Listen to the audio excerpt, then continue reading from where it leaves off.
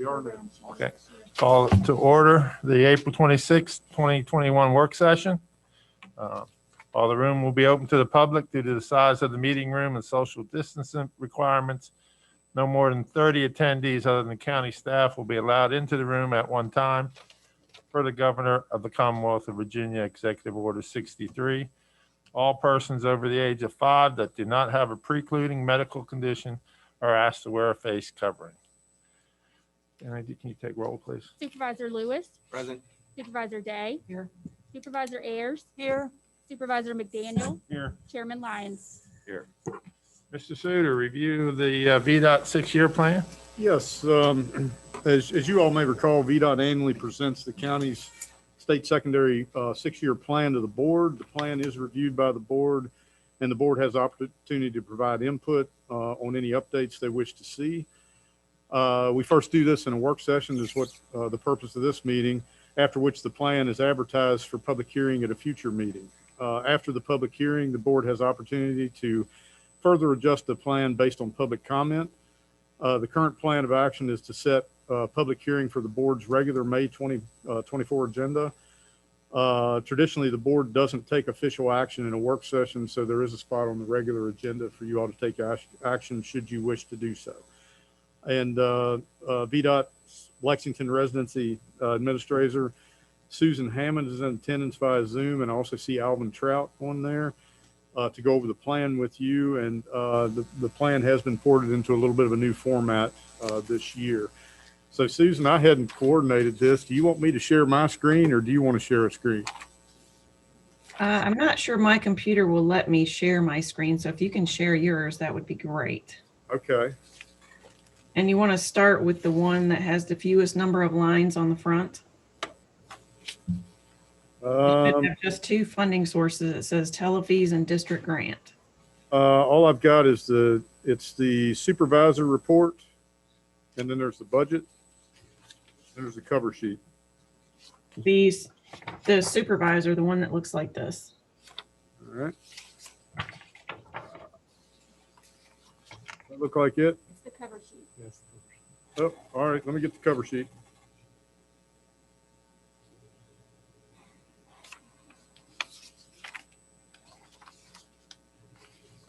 All right. Okay. Is that it? Though it's only got 2 funding sources on the front. It should look like this one. I don't know if I have it. Oh, that's it? Well, there's only 2 lines on ours. Right. It's the same as Yeah, it's 2 lines. Okay. Is that it? Two budget sources. All right. Let me do that. Sorry. All right. My fault. I should have had this ready.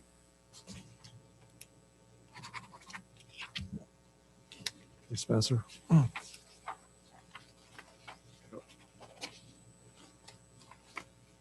Susan, that's all I've got. It's the first It was that one that you had. They've taken out everything Oh, I else. got you. Okay. Yeah.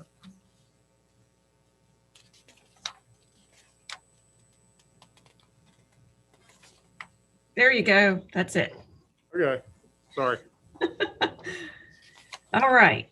So as Mr. Suter alluded to earlier, the format that we have to present to you this year is a little bit different than last year. We don't have the capability within our program to run the report in the format that you're used to seeing it, but I hopefully this will still give you all the answers to any questions that you have. As you can see from this front sheet, we only have 2 funding sources that are available for this secondary 6-year plan program.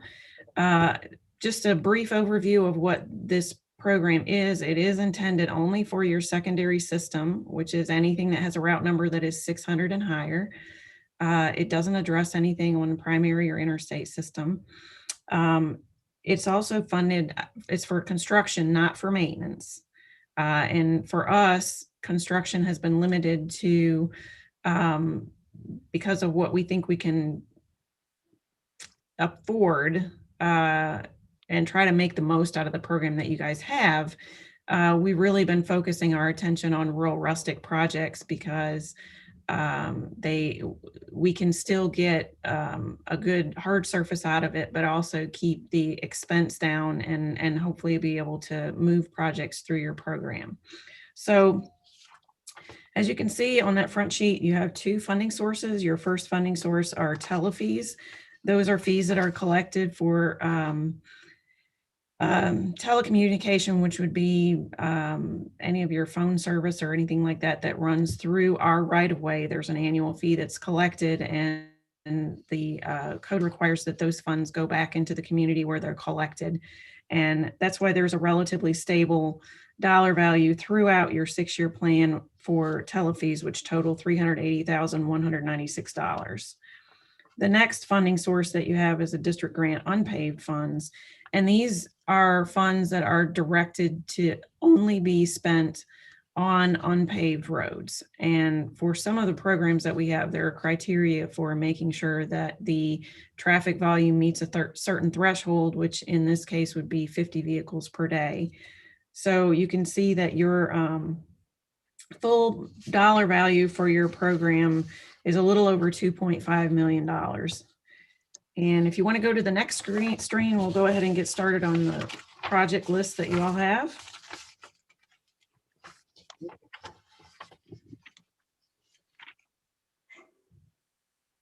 Okay. So this is the page that looks a little bit different than what you guys are used to seeing. You're generally used to seeing this in a landscape format that has the separation of each of the 6 years out and then the dollar value total for the project. This is a little bit more consolidated in that it shows the totals of funds and the out year in which the funds are received on the project to show that it's fully funded and ready for construction. So this first project, excuse me, that you see here is the Route 606 project. This is the one where you all transferred some federal dollars that you had so that we didn't lose them, transfer them over onto this project and used it as a smart scale application. And we're fortunate enough to be one of the first in our district to be approved. And good news to report is that this has actually gone to advertisement and will hopefully be awarded next month. So we'll be moving forward on this project. So the only funds that were received on this one are the federal dollars that you all needed to allocate. And that's been, gosh, it's probably been 4 or 5 years ago that project was started.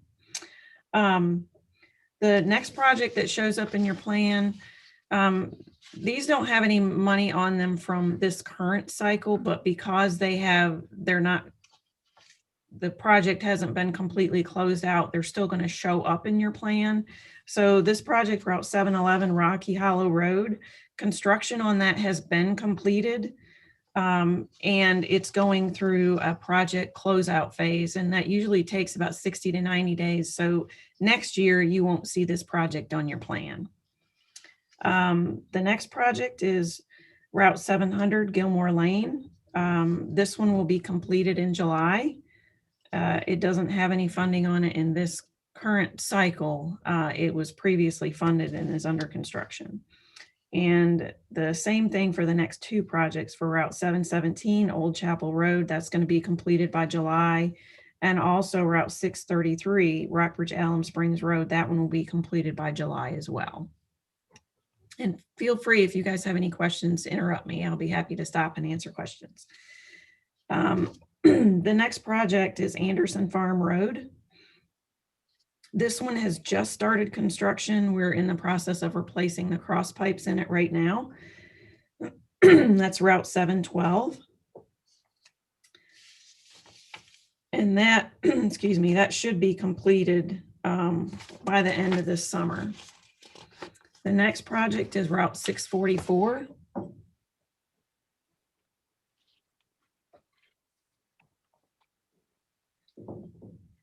And all of these projects, with the exception of the very first project that's in Rafine, the rest of the projects that are in your plan are rural rustic projects, which is the threshold of needing 50 vehicles per day And that we're changing the surface from a gravel surface to a hard surface, which in this case is prime and double seal.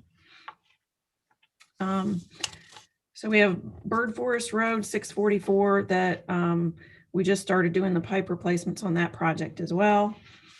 The next project, Snakefoot Lane, Route 661. This is a rural rustic project. It goes from the intersection of Route 662 to the end of state maintenance. It receives its funding in 2022. It's a distance of 1.3 miles. The next project is Route 731 Eastfield Road. And this goes from the intersection of Route 602 to 1.2 miles north of Route 602 for a distance of 1.2 miles. And it receives its funding in 2024. And this is the dates are in there. If we have an opportunity to accelerate any projects, if preceding projects to this come in under budget, we'll go ahead and move any remaining funds on the next project. So when you get into what you see this year compared to next year, some of these dates may accelerate as those funding changes happen. The next project is Union Run, Route 674. It goes from 0.44 miles north of the intersection of Route 687 to 0.22 miles south of the intersection of 670 for a distance of 1.2 miles. And it receives its funding in 2026. The next project is Route 701, Jacob's Ladder. This is from 0.15 miles south of the intersection of Route 11 to 0.1 miles north of the intersection of 671 for 0.8 miles. And this receives its funding in 2023. The next project is Route 601 Miller-Burke Memorial Highway. This project goes from the 0.1 miles north of the intersection of Route 614 to 0.67 miles north of the intersection of 615 for a distance of 1.8 miles. And it receives its funding in 2023. And the next project is Route 659 Little Dry Hollow. That goes from the north intersection of Route 644 to the south intersection of Route 644 for a distance of 0.3 miles. It receives its final funding in 2025. And the next project is Hollow Rock Road, Route 664. And this goes from the intersection of 631 to the end of state maintenance. And it receives its funding in 2024. The next project is Green Hill Road, Route 657. And it goes from, we're missing an intersection. I need to correct that one. It's a distance of 0.3 miles and goes to the end of state maintenance. I'll fix that description so that when we have it for the public hearing, it will be corrected.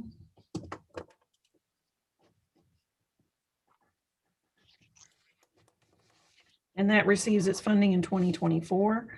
The next project is Weedarnock Way, Route 673, and goes from the intersection of Route 672 to the intersection of 641 for a distance of 0.9 miles. And it receives its funding in 2024. If you notice that there's a gap between that one and the next couple of projects that we're going to address, is that because we didn't have a public hearing last year. I think we had a work session, but we didn't wind up actually having to have a public hearing for your 6-year plan. So there's a gap in the allocation that came last year and what we've distributed over a 2-year period to make up for that gap last year. So your next project is Sunnybrook Road, which is Route 715. This goes from the intersection of Route 11 to the intersection of 712 for a distance of 1.7 miles. And it receives its funding in 2028. And the next project is Fredericksburg Road, which is Route 623. And this project goes from the intersection of Route 621 to the intersection of Farmhouse Road for a distance of 2.7 miles. And just for clarification purposes on this one, it goes from, not sure if you all are familiar with where our area headquarters is, but it picks up just beyond where the area headquarters is and continues to the T intersection and stops at the T. And then the next Susan, four, can I ask you a question? No. yes. How do you decide which roads you're going to do, and do the members of the community have a say? Because I've been getting calls from people on Fredericksburg Road who kind of like it the way it is, which is kind Okay. of, Well, there can be a combination of ways that we look at it. Some of them come from either request from the board or request from a citizen, or some of them have to do with things that we get called on for maintenance. If we have an opportunity to correct those items and do, look at this as a project, then sometimes we'll do it that way as well.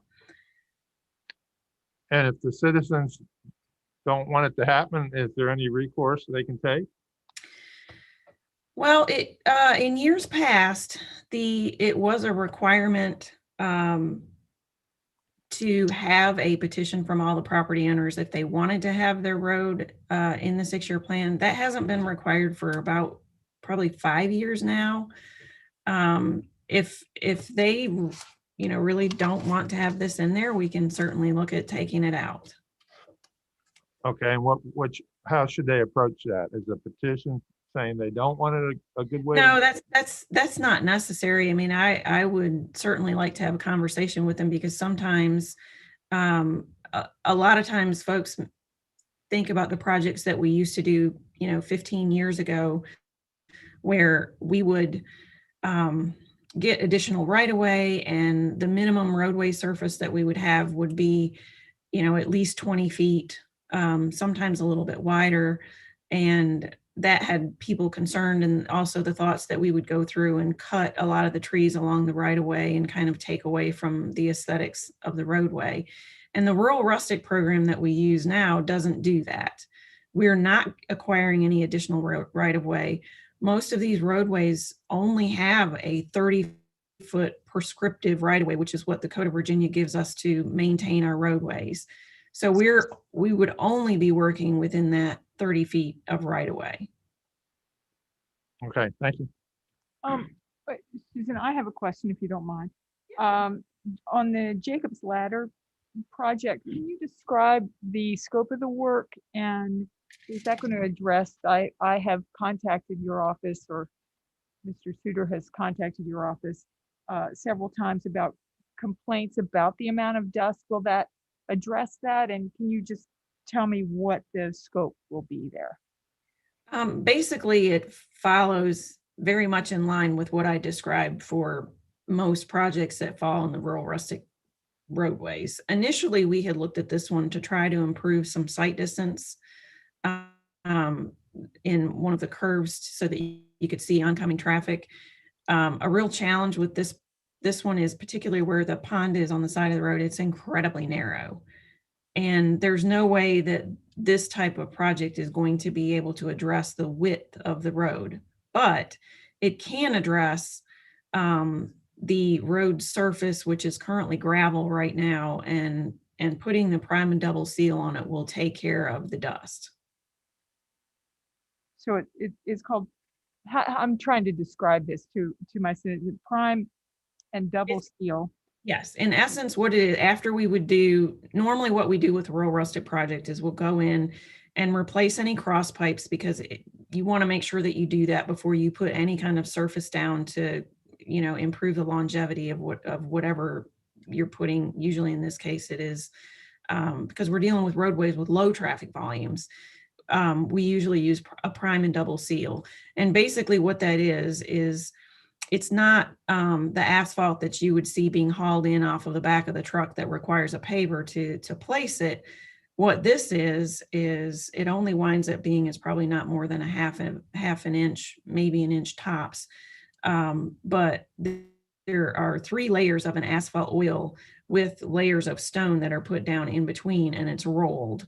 So it gives you a semi-hard surface. But it's not as expensive as what it would be if we were putting down plant mix. A good example is A lot of times when people will seal off their driveways, they'll use an asphalt oil that sort of helps to soak into the cracks and seal the driveway off. It's similar to that, but it has multiple layers and some additional stone that goes in there that creates a more uniform surface. Okay, so that would address the dust issue that seems Yes. to be happening there. Yes. Okay. And while I have you, can you also, there was one thing that on 251, are you putting in these, in the middle of the road speed bumps or what are those? They're rumble strips. In the middle of the road? Yes, they're in the center line. I've had a lot of people talk about those as well. Which roads do you do that? How do you determine that? Those are, you're going to see these throughout the area on primary routes. They are not going to be put on any secondary routes. So we have them on Route 11 and 251, and they're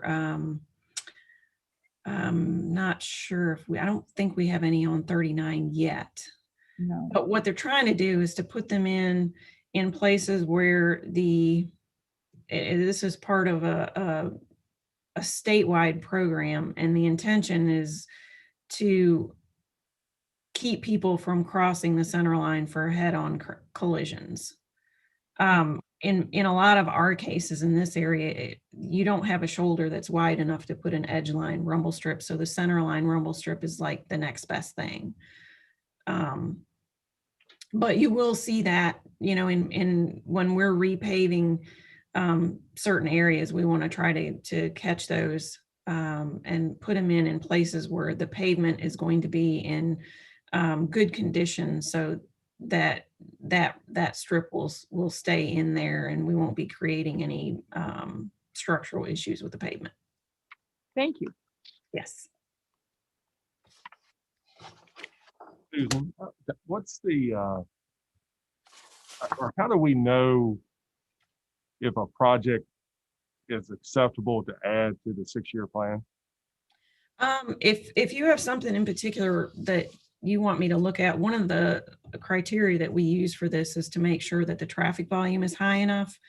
We want it to have at least a traffic volume of 50 so that you get a good public benefit from expending the funds on the project. The other thing that we look at too is the distance in order to help.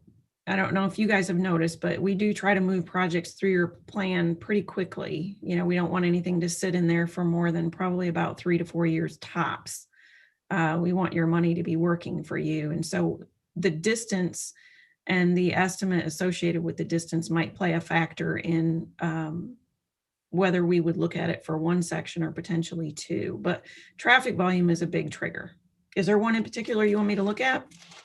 No, I'm just wondering, as we're looking at different roads in our respective districts, I mean, what's the best way for us to determine if it's a viable solution or not? And I'm assuming that is just to contact you and try to get some data on it for a future meeting, not necessarily at this meeting, but that's probably the fastest. We do have our traffic counts are published. It can be a little cumbersome to find them sometimes in our website. So I'm perfectly happy if you want to give me a call. If there's one you want me to take a look at, I can pull it up pretty quickly. And how is it the budget amount, the dollar amount allocated to the 6-year plan? How is that formulated? Is that a state calculation? Yes. Is it based off our population? I mean, what's it based off of? It's based off of lane miles of unpaved roadway surface. And I notice a lot of the descriptions that you have on here is reconstruction without added capacity. So is that you're just going over top of what's already there? You're not adding any shoulder, doing any work to shoulder or anything? Our definition of added capacity is an additional lane. Okay. And that particular description, we have just a handful of options in a drop-down box that we can pick to best describe what the intention of the project is. And because we're not, a good example, although it's on a completely different roadway system, was that when we were doing the project for the truck climbing lane, while that was a drainage and widening project, the added capacity was that additional lane of the truck climbing lane. This is working within the existing footprint, and there won't be any additional lanes in there. Because one of the concerns, especially in my district, is that some of the roadways just don't seem to be wide enough. You know, the existing roadway or the shoulder is too narrow, or there's a drop off. There is not a shoulder, you know, so You how mean would that something that be? already has a hard surface? Some of them have hard surface, some of them don't. I'm just wondering how those issues get addressed. Well, it depends on the extent.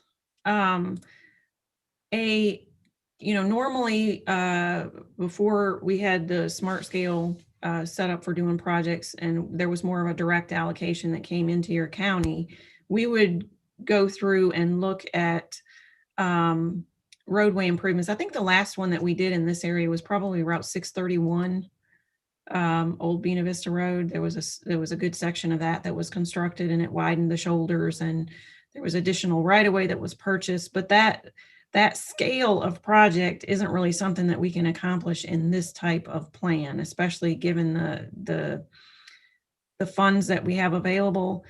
Those used to be more what was considered a traditional construction project, and that's where you could have 20 feet of travel way, 10-foot lanes in either direction, and a 2 to 3 foot shoulder on either side, and then grass shoulders and ditch lines. And that kind of project would accommodate that kind of thing, because we had dollars in there to acquire right of way. And it's just really challenging. You would probably only be able to have 1 or 2 projects in your entire 6-year plan if you wanted to approach it that way. And then you would still have a limitation of only doing that with unpaved roads. So getting back to the other part of your question about roadways where you have, if it needed to be widened, or if you had, say, a lot of accidents that were off the road accidents, or the only way that you could accommodate it would be to get additional right-of-way, that would have to be a project that would go through that smart scale process. Or the other option is to look at a revenue sharing project, which would be 50% Vdot, 50% the county. Or if it's associated with economic development or something like that, there are other programs to go through, but they do require a contribution from the locality. And I understand the rural rustic secondary route system. Where and how are the primary routes? How are they determined, and how's the maintenance on those allocated? The maintenance still comes through our maintenance program here in the residency. And one of the things that's kind of, if you're talking about just surfaces in general, how we do our plant mix schedule, those kinds of things are based off of the rating of the surface of the roadway. And the same thing, if there was a significant construction project where we needed to add lanes or something to a road, that would have to go through the smart scale application as well. And there'd have to be a compelling reason in there to make the application based off of the 5 criteria that are available. So you'd either have a safety issue, economic development, there's environmental congestion, and there's one that I always forget that tends to be something in more towards the more urbanized areas. But generally the most compelling, you get about 30% of your score from the application comes from either safety or economic development, which was selected for this area. But if you're talking about, doing a significant project on a primary, you'd still have to go through smart scale. If it's routine maintenance, that is, patching or repaving, shoulder or drainage issues, those are maintenance issues. And those you don't have to go through any kind of special project. We have a couple of ways One, you can either contact me or we have an 800 number and also a website where if a citizen has a concern that they can submit that information either verbally or electronically. Thank you. Dr. Lyons, back to Fredericksburg Road. And it's not my district. And when the constituents contacted me, I advised them that, you're their representative and they would contact you. But I just did want to pass along while we were thinking about it, that there are citizens who desire the rural rustic also. Right. You just want to That's why I said it's unusual communicate. because I have other citizens that would love. Yeah. Their road to be taken care of. For the dust and all those things like Susan has mentioned. I just wanted to I told him I'd pass it along.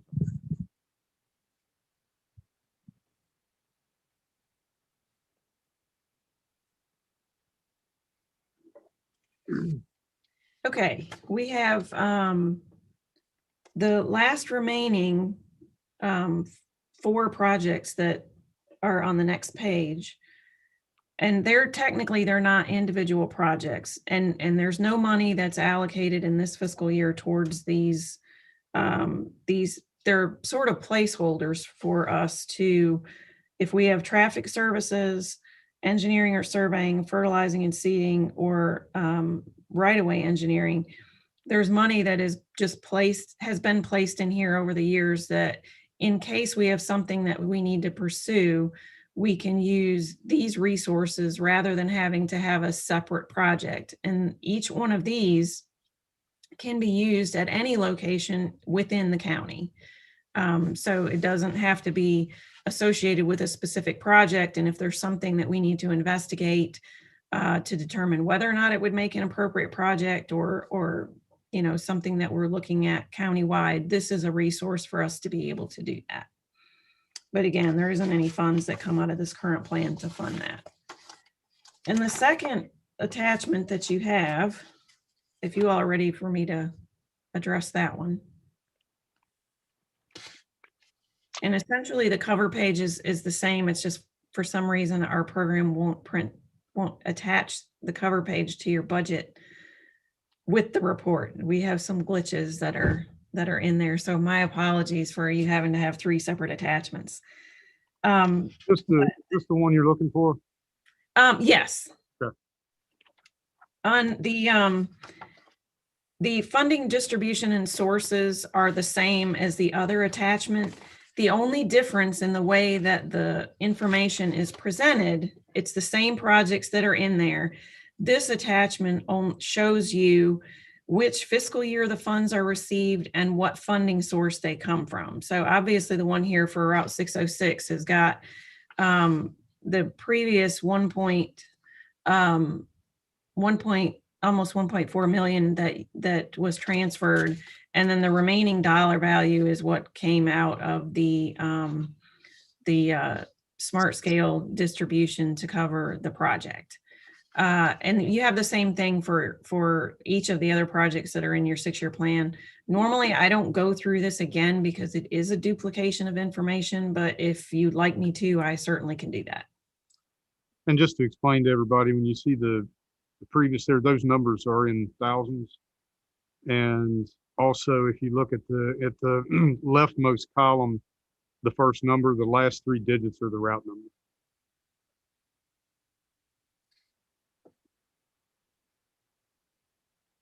But it is the same information, just in a slightly different format than what was in the first one.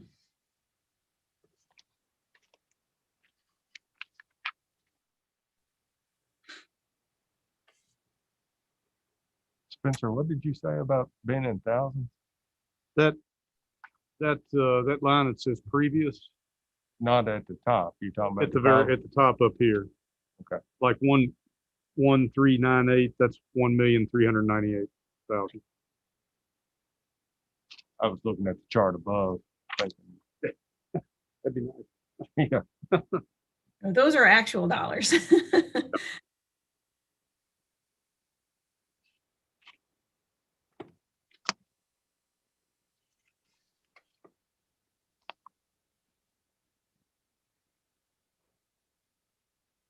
So I guess at this point, if board members have anything you want to consider adding, we can certainly do that. Typically, when you add one, it goes to the end of the list. But in the past, it has occurred where some roads have gotten moved ahead of others. Some roads there have been on there or some roads I recall were on there for many, many, many years because they kept getting bumped down a little bit. And again, we're doing a little differently this year. Typically, Susan, after the first meeting in the work session, Susan would advertise for public hearing the next day in Tuesday's paper or Wednesday's paper. You have to get in on Tuesday for the next meeting. So, which would be, I guess, May the 10th. So we looked at it and said, well, I think you all might need more time to take a look at it. We can bring it back at the next meeting to discuss some ideas that you might have, any questions between now and then. But that's why we wanted to schedule a public hearing for on out the second meeting in May to give you all time. What's the deadline that this has? Susan, I think this needs to be done by the end of the fiscal year, right? Correct. By the end of June. For us, it'd be nice to have it done by the 1st of June, if possible, but as long as we have it done before the end of the fiscal year, that would meet the code requirement. The only thing I would ask for, not this year, but I mean, for future years, I mean, I would like to see this discussed in like January, February to give us a couple months to meet with Susan, to go out and look at prospective roads or whatnot before we have to vote on. I mean, with a deadline of basically 2 or 3 weeks, her time's valuable. She can't necessarily go out and meet with each of us to look at different places. I think for future years, we need more lead time from when this is discussed to when we vote on it. Well, let me add a comment to that, because some of this is driven by when I actually get the information about how much money you guys have to work with for that out year. A lot of times we don't get this information until the tail end of March, and then we have about 2.5, 3 weeks to pull the information together and allocate it to projects that I received last year. And then I can put it together and get with Mr. Suter and send him a draft that you guys can look at. And I would agree, it is an aggressive time schedule, but the only alternative that I would suggest is that if you have something that you'd like for consideration for the following year, I would say, we could go ahead and do that, as soon as this plan is finished up, and then we can have some things that are on a list for you all to consider next year.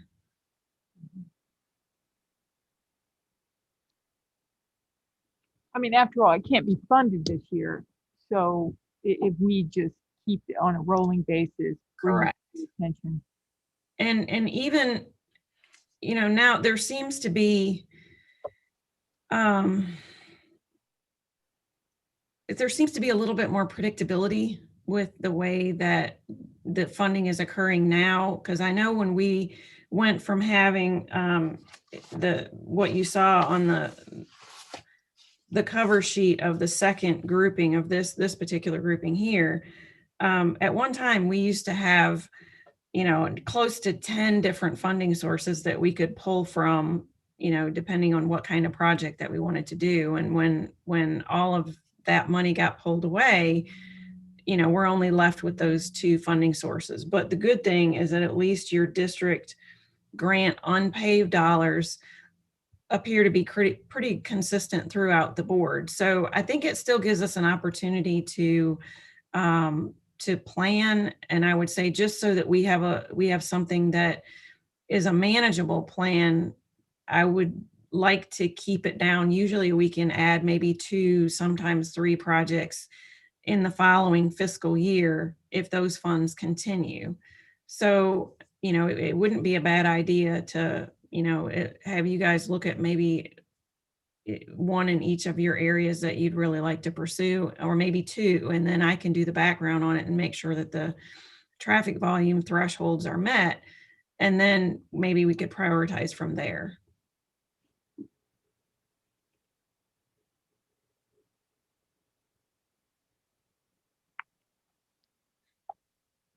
I can certainly do that at any time. If you all have a road that you'd like to have looked at, please contact me. I can go to Susan with it and get checked out.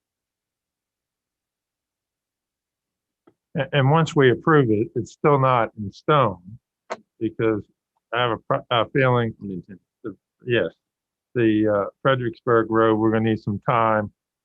Because I'm sure for everyone that doesn't want it, there's probably one that does.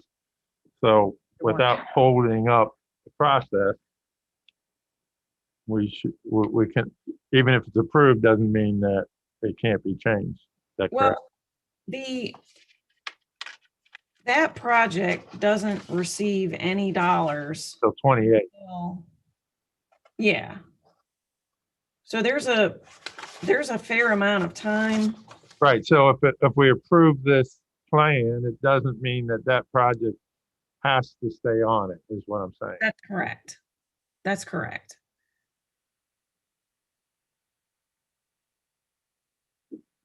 And the best way to have people contact you, is that through Spencer, or do you want them to contact you direct? Or?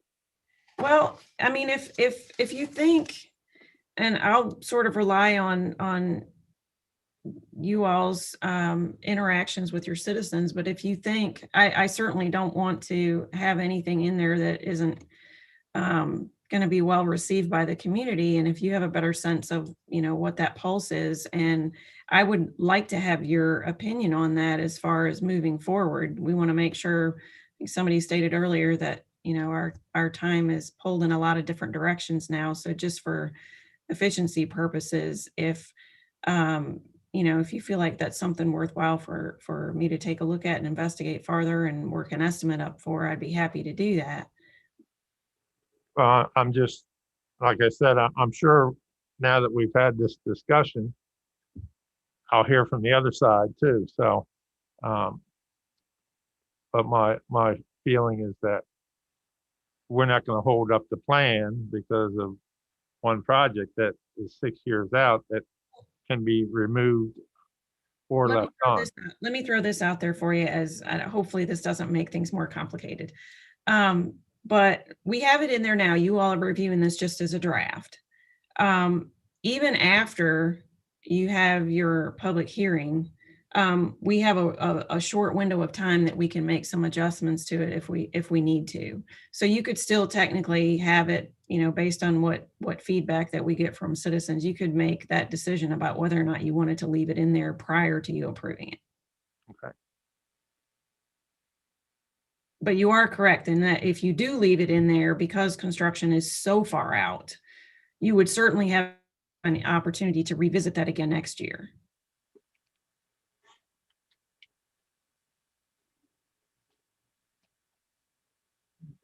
Susan, I'd just like to take the opportunity to say thank you. I know you've come out and met with me and citizens about certain areas of road in my district, and I appreciate your willingness to always come out and meet with citizens and discuss projects and take time to catch me up to speed on certain issues. And I just really appreciate all that you do for us. You're welcome.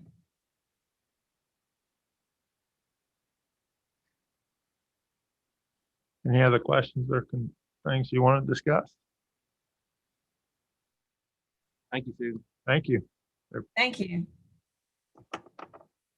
Thanks, Susan. We'll stand adjourned until we start at 5:30. Okay. You remember saying something? Yeah.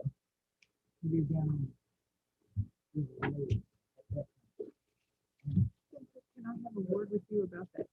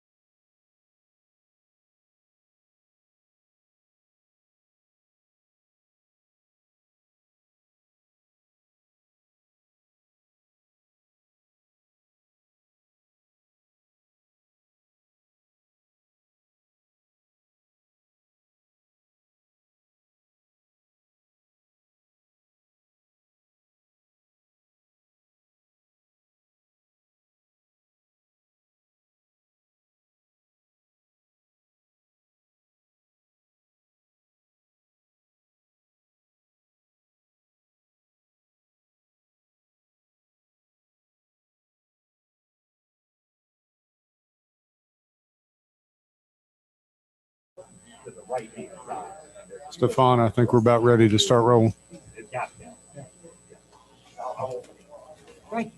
Where's it at, Bob? Where's it at? That's the old Christmas tree at Gilmore. Oh. The county owns the property, it's sold for that. Somebody's putting stuff on. The lot beside it, Clyde Christmas owns and rents. Yeah. And then, I think those renters are dumping trash. That's what Like he you is. said, they might be there. And then a couple houses over, people seeing, in May, right up on May, I'm gonna spread somebody's ashes there, and they didn't want to have a gather. Spencer, you ready? We live? We live there, Stefan? As the world turns, right, bud? Yep, all live. Thank you. Okay, at this time, we'll call the regular meeting of the Rockbridge County Board of Supervisors to order. Please stand for the pledge.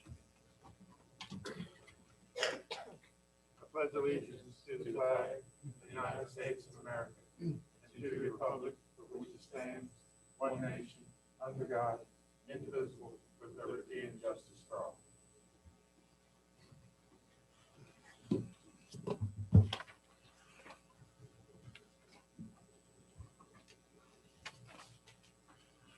Please note, while the room will be open to the public, due to the size of the meeting room and social distancing requirements, no more than 30 attendees other than county staff will be allowed into the room at one time.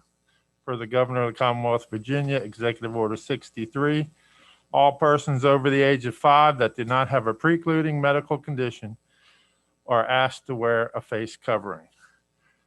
Randy, will you take roll, please? Supervisor Lewis, Present. Supervisor Day. Here. Supervisor Ayers, Here. Supervisor McDaniel, Here. Chairman Lyons. Here. Are there any changes to the agenda? Hearing none, the agenda will stand. Recognitions and presentations. We got a couple this evening. The first one is the Litter Cup Award, and Daniel Meyer is here to present. And I believe we have plenty of folks from Rock and a good portion of the team, I believe. Teamwork. Mr. Chairman, members of the board, thank you for allowing us to take a few moments this evening to recognize the members of the Litter Cup Challenge winners this evening. This year was the 26th almost annual community cleanup. Last year we had to postpone due to COVID, but between March 20th and March 28th, we had tremendous turnout for the community cleanup. They had 65 groups sign up to clean up throughout the Rockbridge County area. This was made up of about 375 people that were cleaning out the roadways and so forth throughout Rockbridge County, Lexington, and Buena Vista. There was a reported 861 bags of trash that were collected total. Some of these were not reported, so we think the actual total is closer to 1,300 bags, which would be about 16 tons of trash that were collected by individuals. So my thanks to everybody who participated this year in the cleanup, no matter if you picked up one bag or, as the winners did, 102 bags. Every little bit helps, and it's a great achievement for the community. So with that said, 16 groups competed in the Litter Cup Challenge this year. And with us tonight, we have from RACS, the Rockbridge Area Conservation Council, we have Mr. David Harbour, if you come up. And we also have Miss Barbara Walsh tonight, the Executive Director. And they're going to be presenting the Litter Cup. This was created by Mr. Mark Klein to award the winner of the Litter Cup Challenge. And this year, the 2021 Litter Cup Challenge was won by the group called the Litter Eliminators. And this is a group that consisted of Jenny Keel, Larry Keel, Leslie Lee, Brandon Spalding, Freddie Marks, and Christian Hanna. So the Litter Eliminators, if you come up, we'd like to award you with the Litter Cup for 2021. Give them a round of applause.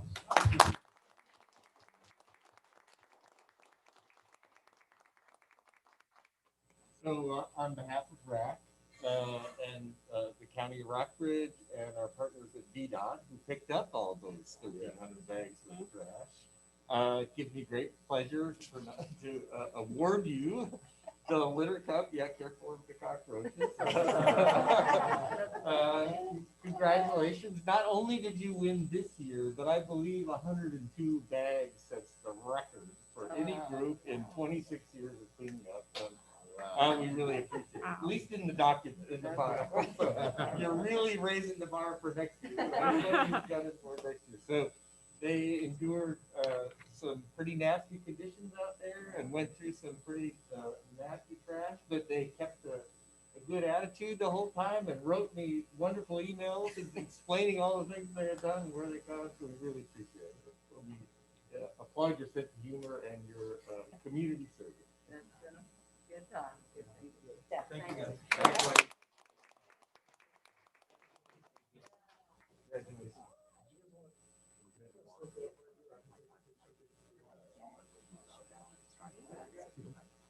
I used to use what it was and they picked up. What district do you think they?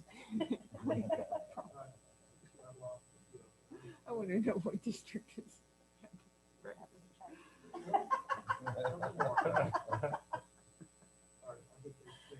Thank you. Thank you all.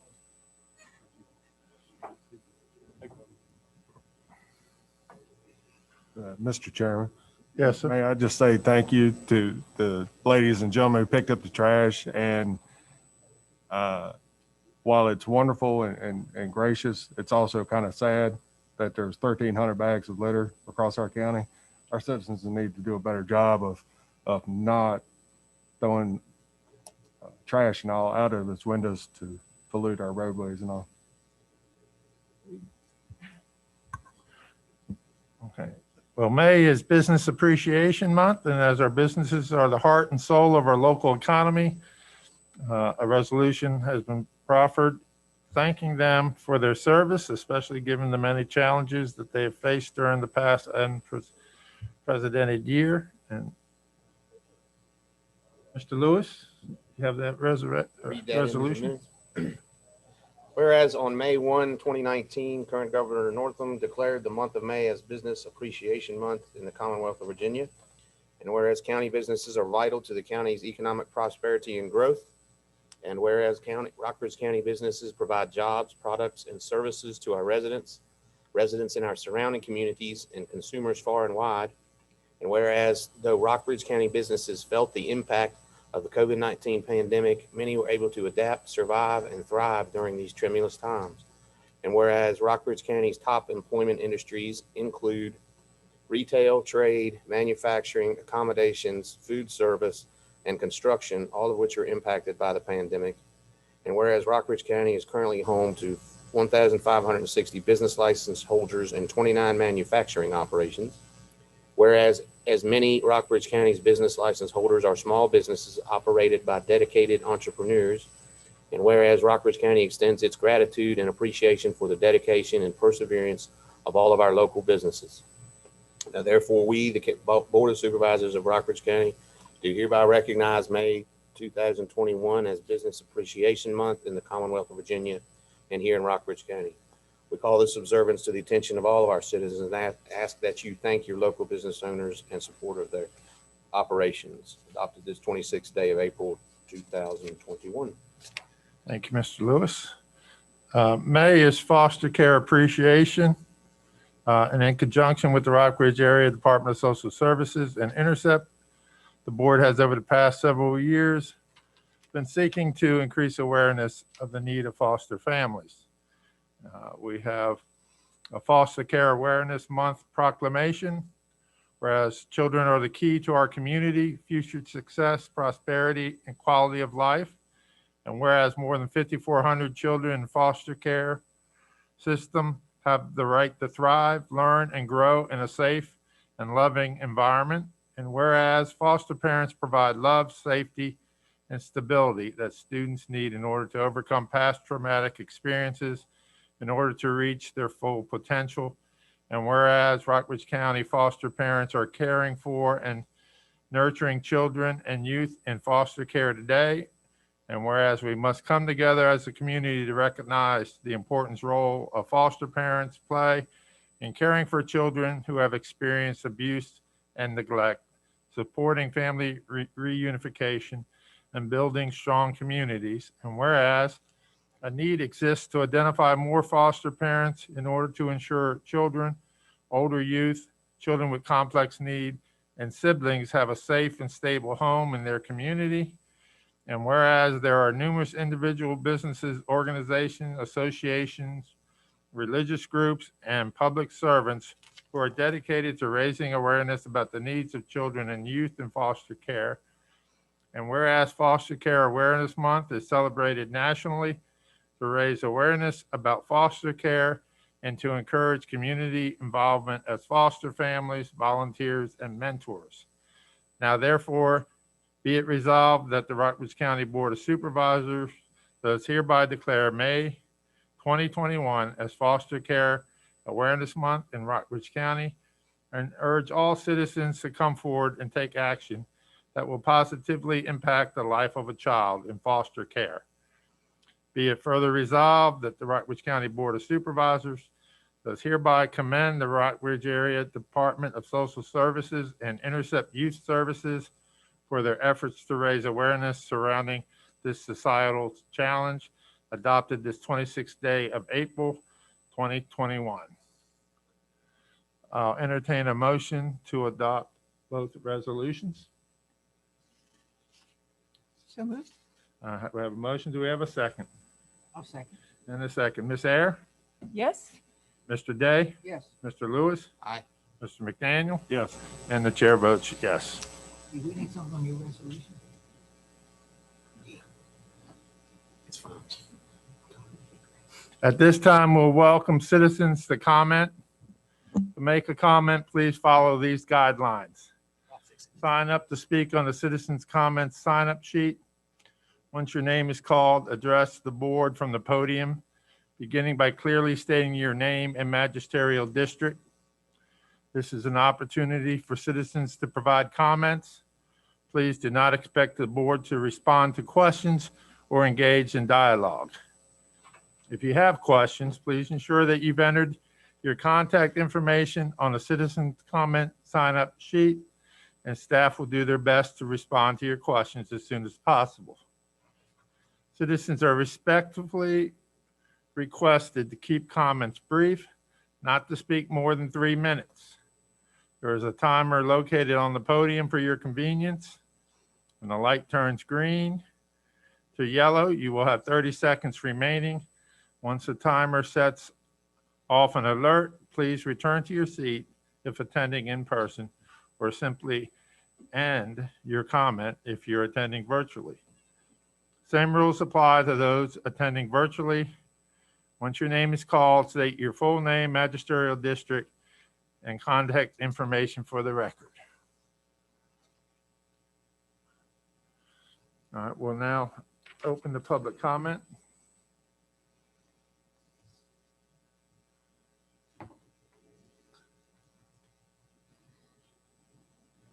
Mr. Bolster? Mr. Chairman, we have a couple of citizens that have signed up, and I just want to apologize in advance if I mispronounce your name. I've got, I believe it's Tivi Tang. Please come forward. Can take off the mask. Yes, ma'am. You may want to pull the mic to you as well. Thanks.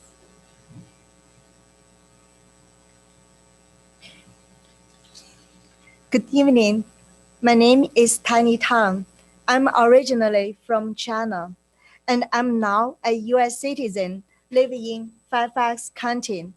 For cultural reasons, Chinese people believe that a person's body should remain intact after death.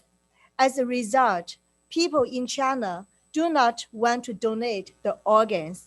Yet suddenly in the early 2000s, Chinese hospitals began advertising short wait times for vital organs. Where did all these human organs come from? Extensive and credible reports have revealed that the Chinese Communist Party, CCP, has been killing prisoners of conscience, most of them Falun Gong practitioners, in order to sell the organs. A prominent International Human Rights Organization recently stated. Forced organ harvesting has been committed for years throughout China on a significant scale, and Falun Gong practitioners have been one and probably the main source of organ supply. China has become a major international center for organ transplants, and many American patients travel there for this purpose. In fact, a Northern Virginia resident recently received an offer from China of a kidney transplant for $50,000. This issue should concern us here in Rockbridge County because members of our community who need an organ might consider traveling to China for a transplant. Here in the US, the wait time for a matching kidney or liver can take several years. But in China, they can supply a match in a matter of weeks or less. Can you imagine finding out after the fact that your new organ was taken from a person who had been imprisoned for his religious beliefs and then executed so the CCP could sell you his organ? Please consider passing a resolution alerting our residents and our medical professionals about this issue so they may make informed decision before traveling to China for an organ transplant. Thank you very much. Thank you. Okay, next up is Jaisoon Bai.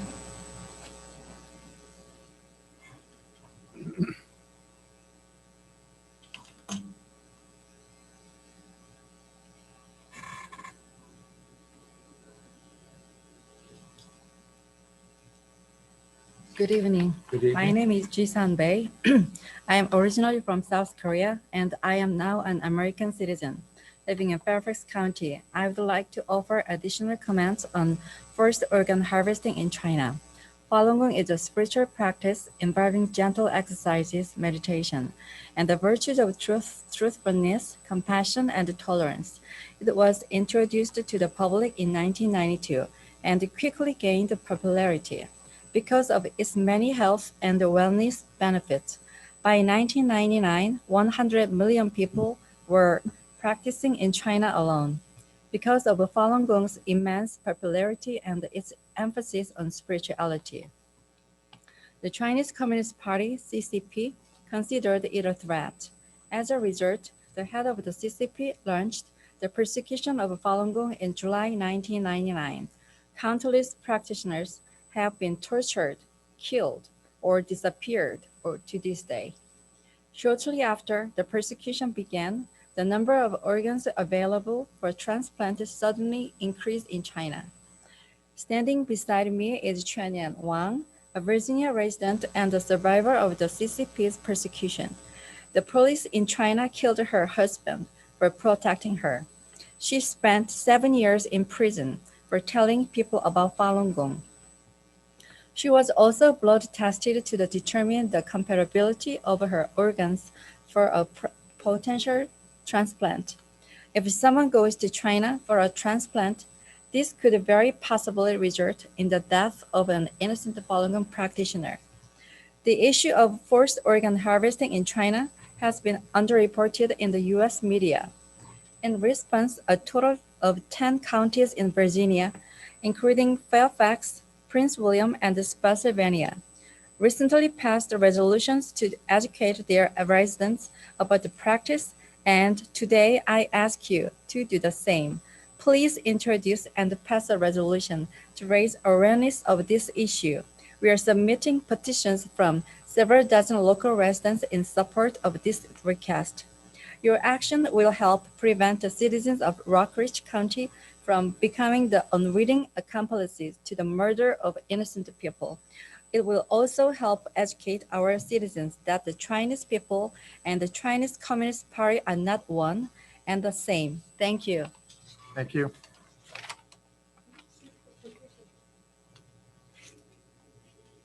Thank you.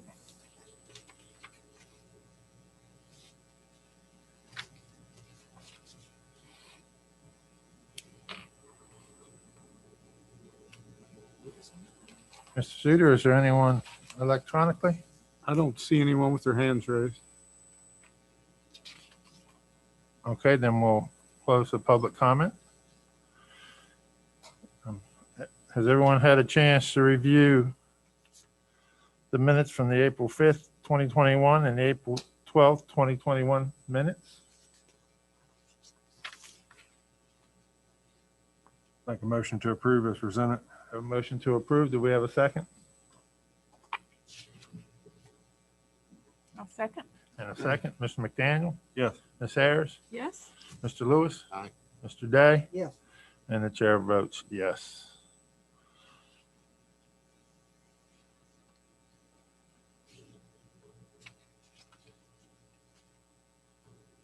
Update on the courthouse energy saving project, Mr. Suter. Yes, this is a bit of good news that I just thought you all would like to hear. So you may recall in 2019, we worked with Train to identify energy savings opportunities. We looked at this building. We also looked at the courthouse. And we had already done many of the things that they were recommending in this building. And so when they looked at the courthouse, one of the things they suggested that we do was upgrade the old control software that was from circa, when the building was constructed, and it was a little bit out of date at the time it was even constructed, so there wasn't as much flexibility in the controls. And so they also recommend optimizing some of the system elements down there and replacing some of the parts. And so the initial cost was about $45,000, and then the ongoing cost over 5 years is going to total with that 45 for a contract of about $85,000.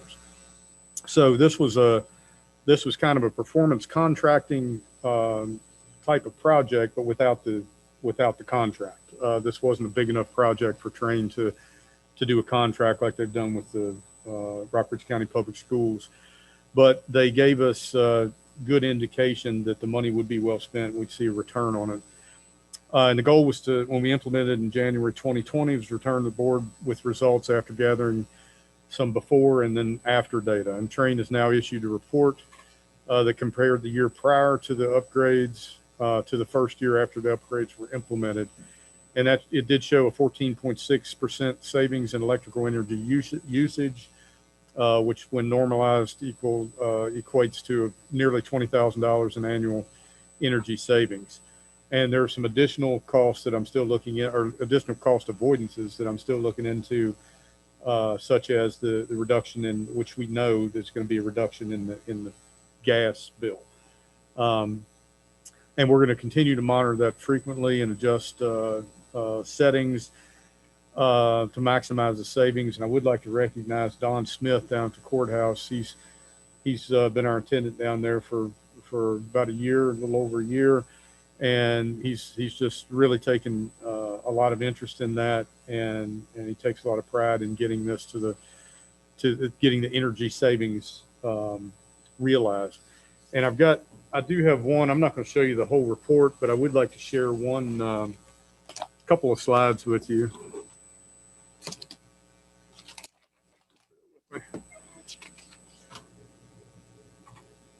Let's see.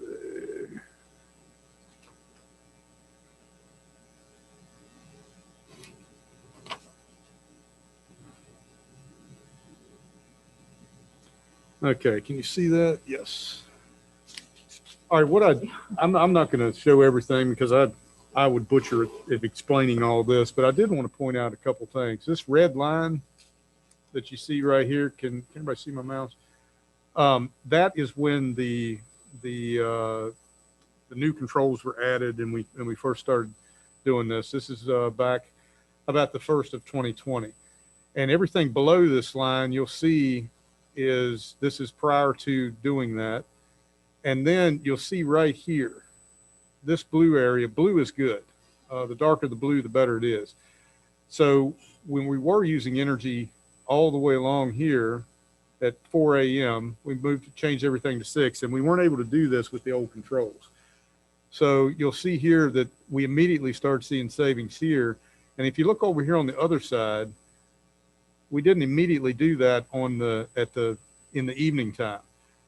So I believe Don was the one that took a look at that, and with working with Train, you'll see right about in here, about April of last year, they made some adjustments on this end of things as well.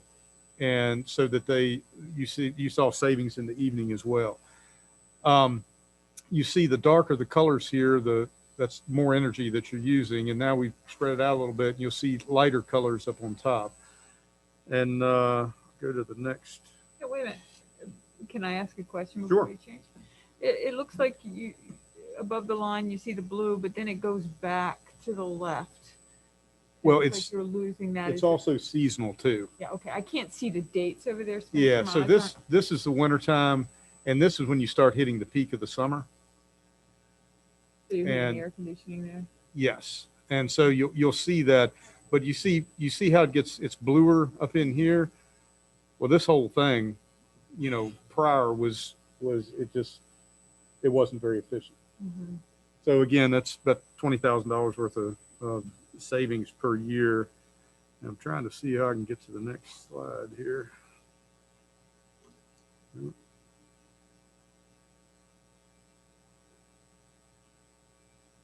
Yep.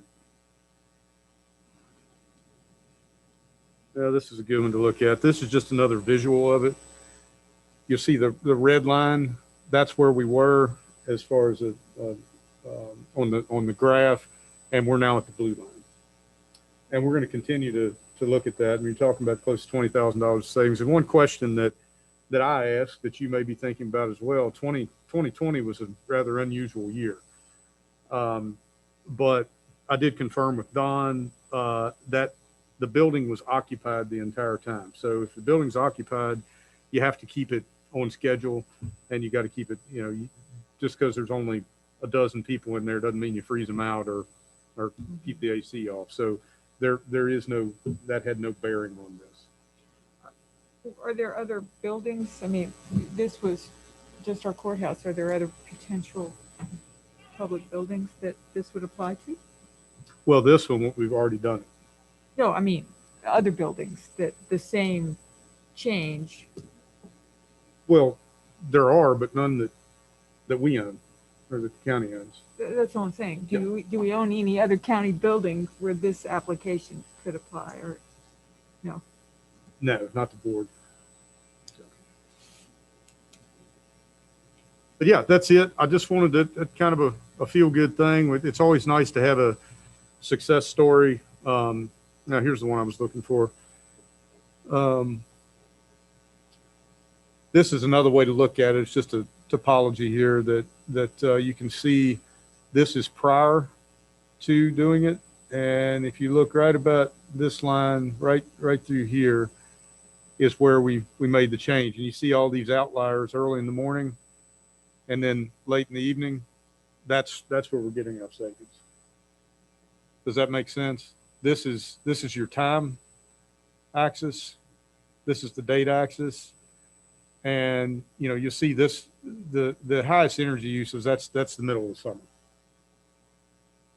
And then, but it's these outlying edges early in the morning and late in the evening where we were losing a lot of, we were cooling and heating when we didn't have to. So that's it. No action requested. I just wanted to share that with you all. Okay, thank you. Well, I think we got time to decide if we want to schedule a public hearing on the VDOT 6-year plan. If so, when?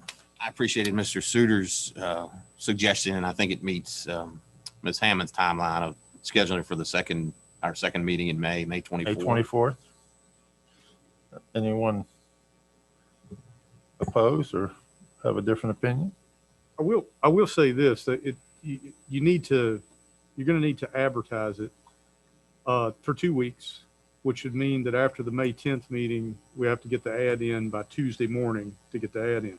So the board does have the opportunity for the next, week and a half to take a look at it, talk onesies, twosies among yourselves, or anything that you'd like to change. You could revisit it at the next meeting if there was something that you want to change, because whatever is put out there is what is that is the published, it gets published, the 6-year plan. So if you want to make any tweaks prior to a public hearing, you can certainly do that. And you can make them after. Yes. So, correct. Okay, May the 24th. Yes. All right. Speaking of public hearings, it's 6 o'clock, so we will move into our public hearing section of the meeting. First public hearing will be consideration of the cigarette tax ordinance. Okay. Until new legislation was passed last spring, only Virginia cities were authorized to assess a cigarette tax. Late last fall, the board began discussion on implementation of a cigarette tax in the county. After additional discussion over the past few months, the board authorized advertisement of a 30-cent tax per pack effective January 1st, 2022. And to recap the process, the county would need to procure the services of a stamp producer to design and produce the stamps. Commissioner of Revenue David Weitzel's office would be in charge of selling the stamps or imprints to wholesalers or retailers for the application to packs of cigarettes. Sheriff Funkhauser has agreed to periodically have deputies visit retailers to ensure compliance if the board does adopt. In your board package, we've included some information about what some other counties are thinking with regard to implementation around the valley here. And please bear in mind that with the exception of Amherst, which has already adopted a 27-cent tax effective January 1st, any others considering the tax, it's still in process. The information I gathered was based on communication with county and city managers. Of course, it ultimately is up to the elected boards and councils to determine whether or not to implement and when and at what rate. And again, I've listed off a few there in your package. At the time of posting on agenda posting on Thursday, we had received communications from Virginia Wholesalers and Distributors Association and the National Association of Tobacco Outlets opposing implementation of a cigarette tax. And these were from messages I received, I believe, back in February. And I saved those and promised them that I would bring them forward. I think I'll send them to you then. And I just want to make sure they were part of this. And also today we received a letter of opposition signed by, I believe, 8 local business owners, which the copy has, which the board has a copy of. So that's my background. Okay. Any discussion before we open? All right, at this time, we'll open the public hearing. If you wish to speak.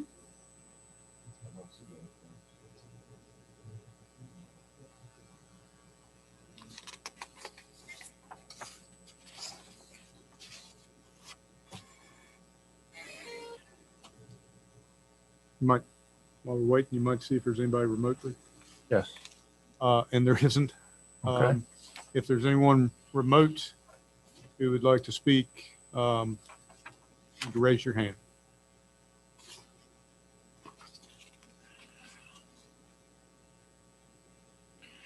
Just a reminder, when you come to the podium, please state your name, magisterial district.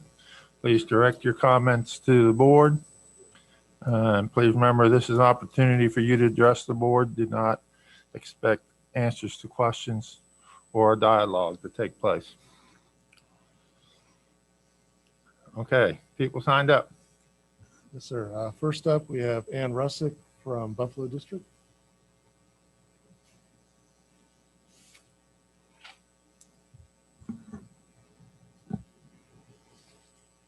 Good evening, Ann Russick, Buffalo District. Before the supervisors vote on a cigarette tax for Rockbridge County, I believe the board needs to decide whether you support the tax to raise revenues for the county or whether you support the tax because you believe it will encourage current smokers to stop and deter younger children from starting in the first place. And some supervisors might answer you support the tax for both reasons. If you vote for the tax increase, please consider the following. The proposed cigarette tax is known as a targeted tax. In reality, the tax should be used for the benefit of the cigarette user. The American Heart and Lung Association advocates that if states and counties followed the CDC guidelines for investing the tax money into tobacco prevention programs, the smoking rate could be 3 to 14% lower nationwide. Unfortunately, cigarette tax funds are usually diverted for unrelated purposes. If your support for the cigarette tax is primarily to create additional revenues, consider the finding of the Jefferson Institute for Public Policy in Charlottesville. Rarely does a jurisdiction meet its tax projections over the years after cigarette taxes are imposed or increased. In the first year of taxation, it does produce more income, but those figures usually continue to decline in subsequent years. If the supervisor should decide to impose this targeted tax on nicotine-addicted smokers, despite the possibility that the tax revenues may never meet expectations, please consider earmarking a percentage of the tax revenues towards the tobacco prevention programs within this county. Thank you. Thank you.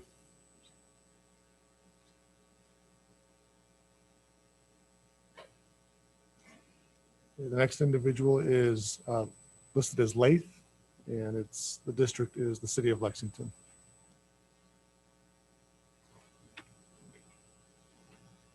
Good evening. My name is Lath. I'm here today trying to explain for you how hard on us to raise the cigarette tax. I own a business in Lexington. It's Illinois Tobacco. So what I'm trying to explain for you, if you look to the business before like July 2020 and after July 2020, when the state raised the tax, the business go down a lot. If you do it again for the county, I think we're gonna go out of business. I have a family and I have employee. They have a family. They have a kids. We have mortgage to pay. We have like a lease to pay. We have a lot of stuff and a lot of bills. We have to be commutative. So that's gonna affect the business a lot. And add to that, we have like 90% of our sales, it's cigarette, and 10% accessories like vape and other stuff. People like driving like a long distance to get vape and stuff. We here, like when we open the business, we help people a lot in the community. So I think we're in a small, tiny town. I hope you pay attention for that and help a small business instead of going out of business. Thank you. Thank you.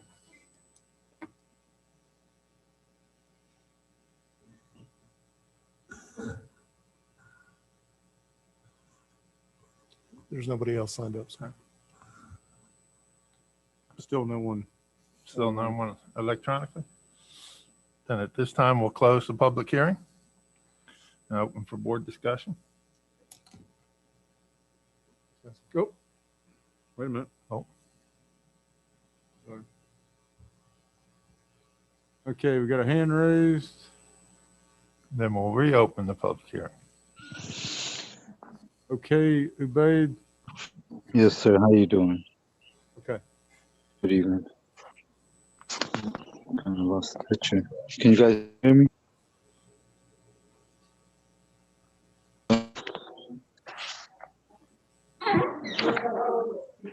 Hello. Can you guys hear me?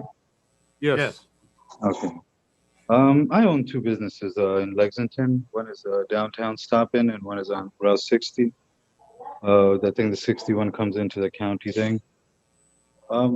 Like the previous person said, also with this tobacco business in town, in the county, and also mine's over there, it will drastically be affected as these, if you guys do decide to impose the cigarette tax. A lot of people that are getting their cigarettes nearby and trying to come to us, as you raise those prices, those people don't come for cigarettes.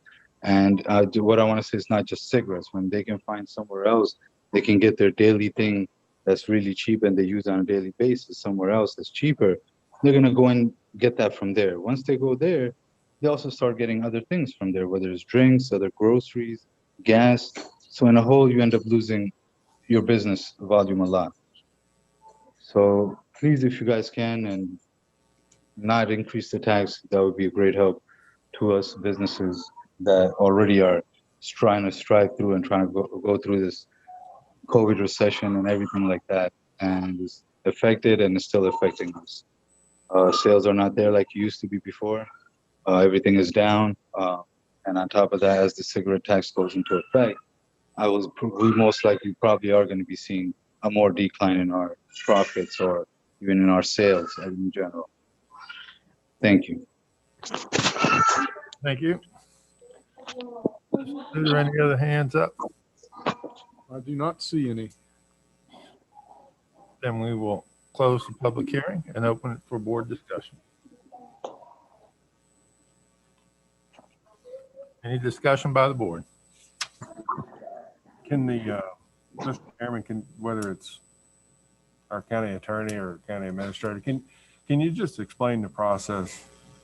Because I've heard a lot of businesses say that it will, impact their income, but at the same time, it may be an additional step, but the tax is passed on to the consumer, correct?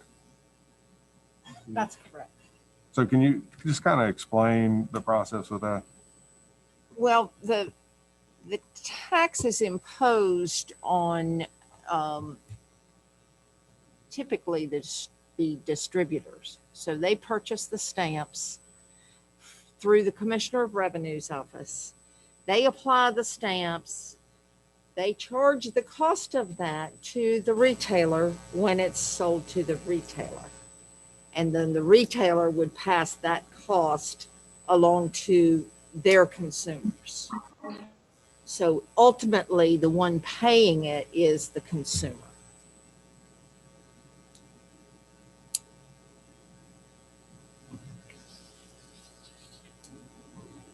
Did that answer the Yeah, question, or was there more? I just wanted to be clear on the process. And of course, if there's not a distributor in for some reason, then the retailer is responsible for purchasing and applying those stamps. They just can't sell without them. And then they have the option of passing the cost along to the consumer, the end user. So if a store was to buy their cigarettes from, say, a wholesaler like Sam's or Costco or something, they were to buy it like that and then put it in their store to sell, they would have to purchase the stamps themselves to apply before they could sell, correct? That's correct.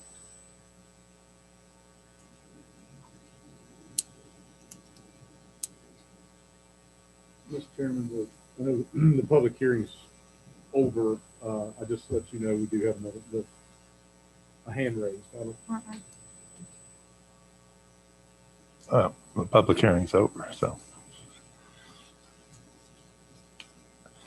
I guess the only problem I would see is if the surrounding localities did not implement the cigarette tax, because then they would be able to sell the product for less than people in Rockbridge County. And then you would have a loss of revenue, because like we've heard, if you can save $3 and drive just a couple of minutes, you're likely to do that.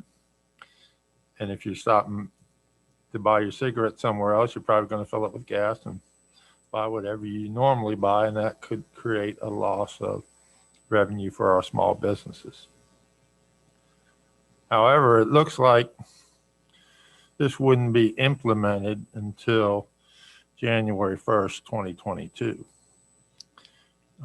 which would give us time to make sure that the surrounding localities are making the same move. And if they weren't, then we could make adjustments to this prior to the 1st of January. Is that correct, Ms. Huffman? That's correct. Well, I'm sorry, Dr. Lyons, go you ahead. done? Yeah, along those lines, I did have the chance to speak to a couple of the folks who submitted that letter today. And, that was one of the concerns that was raised again was, jurisdictionally, what's happening with jurisdictions around us. And then the other was the level of the rate that being implemented in response to the gross sales math of that. So I couldn't remember what was the maximum limit that could be imposed? 40. 40. So I mean, I think that's where we started with the 30, but that was a question that was raised. It may be the rate that we change is a possibility also. So I wanted to explore that with the board. As long as you in addition to the board, you have to coordinate with the surrounding localities. Right.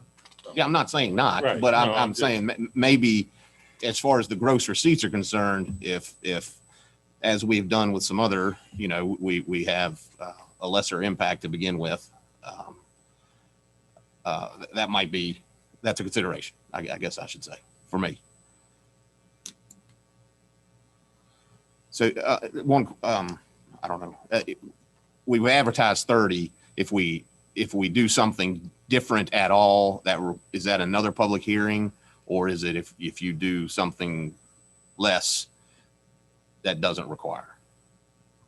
If it's less than what has been advertised, you can act just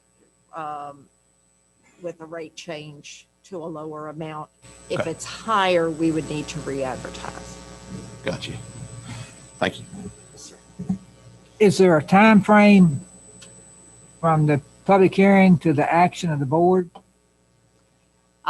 There is not, although a rule of thumb has been if it's more than 60 days, the boards usually re-advertise because by then it becomes not quite as, prominent in the public's view. So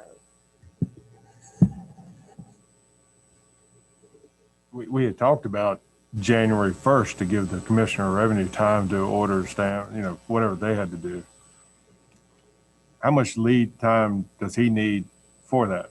Does he need a month, 3 months, 6 months? How much lead time does the Commissioner need? Six would be ideal.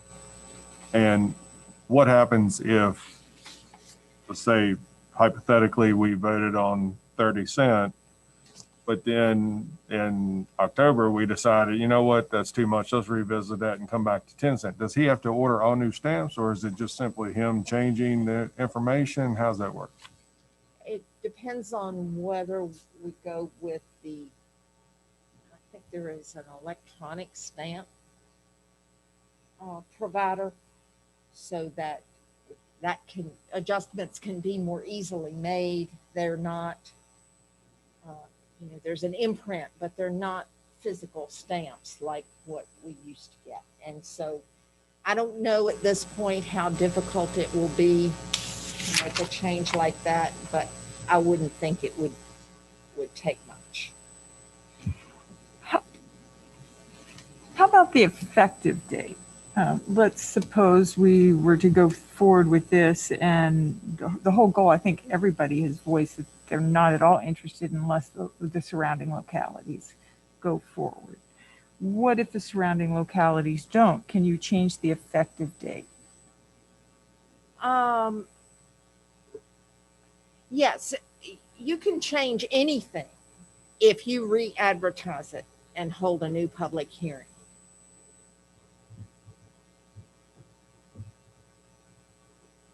Now, you can also change the effective date for this. I don't think you can go shorter, but you can go longer. So Right. under the current advertisement, I believe you can make it effective July 1, 2022, for example. I believe we didn't budget for this because we had no idea of how much money this would generate. Is that correct? We did not.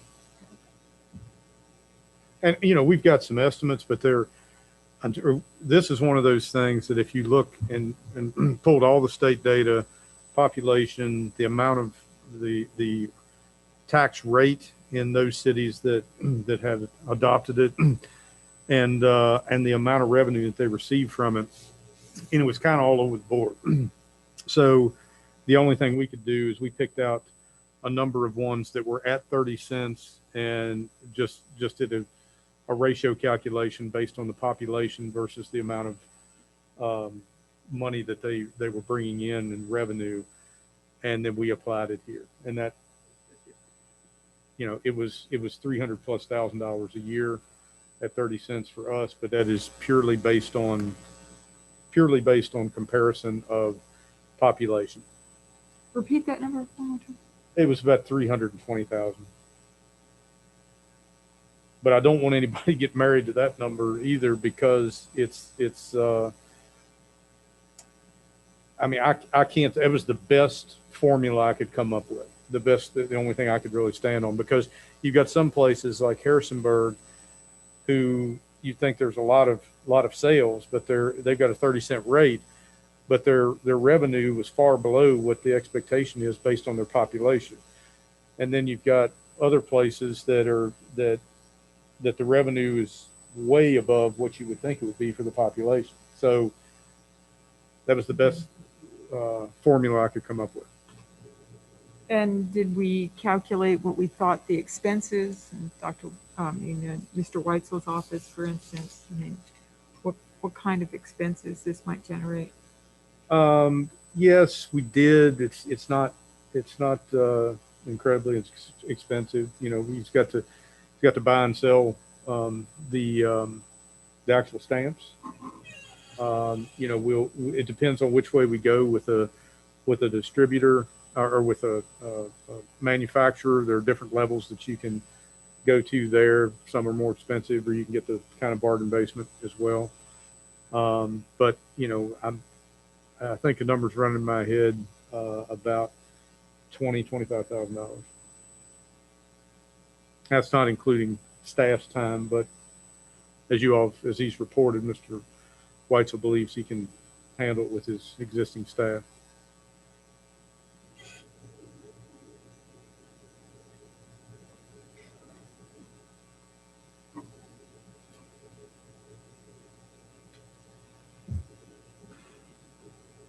Okay, from what I'm hearing, there's a couple of things. One, if we want to move forward with a cigarette tax, one, we have to set the amount.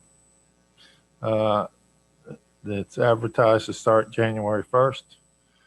If we go in that direction, I'd ask Mr. Suter to come back to us at the end of October with reports from the surrounding localities to make sure they're on the same track. And if they're not, then that gives us time to advertise a public hearing and to make the necessary changes we would have to make so that the localities are on the same track. Any other comments? I just like to, I think from my perspective, back to the rate, which I think we can dial in with a little more time. I just feel more comfortable with that. I would sort of like this, and as Ms. Huffman advised, we have more time after this public hearing, as Sheriff Day asked. I would, you know, like to bring it back at another meeting. In other words, is what I'm getting towards. Maybe the end of May meeting again, which gives us is another chance to contemplate. And that doesn't affect what you just said, which I agree with if we proceed forward that. So that gives us a little more time to investigate these concerns that were raised here and today and see if we can come up with something that works. If it could, if you could continue to monitor the localities around us and what they're doing and if they have any discussions. And then for some of the localities that have implemented the tax within the last, say, 10 years or so, do you have any contacts that you contact to see what effect it had on their sales and stuff? I mean, you know, we've heard if you implement the tax, sales go down on other products and services. I mean, do you have any other administrators or city managers that you could contact to see if you got to know somebody's manager? How justified? Come on. But this is a new tax. This has just been. Cities have been able to do it. Yeah, the cities. I'll go through the cities list. Although we collaborate, we're VACO and they're VML, and we run in different circles, but we still collaborate. For example, I can contact the city of Harrisonburg, Eric up there. I know the city managers for Waynesboro and Stanton, and they are all at 30 cents. And so I can get some good data from them, which is again why I reported to you that in my last discussions with the Augusta County Administrator, they are looking at 30 cents because, and it's driven by the fact that Stanton and Waynesboro are 30 cents. So yeah, I can certainly try. And so the question is what, I don't know if we're going to be able to get the subjective. So it's not subjective, but get it. That data would come from the business owners about how much. Yeah, if they could just provide any insight and you know, their thoughts are around it. All right. So Ms. Huffman, would we table this until May 24th? Would that be the correct I procedure? would take action to set it over for further consideration on May 24th. Okay, so is that a motion, Mr. Lewis? It is. I move we set it over till the 24th. All right, we have a motion. Do we have a second? I'll second. And a second. Any further discussion? Mr. Lewis? Aye. Ms. Ayers? Yes. Mr. McDaniel? Yes. Mr. Day? Yes. And the chair votes yes. We'll come back to this on the 24th of May.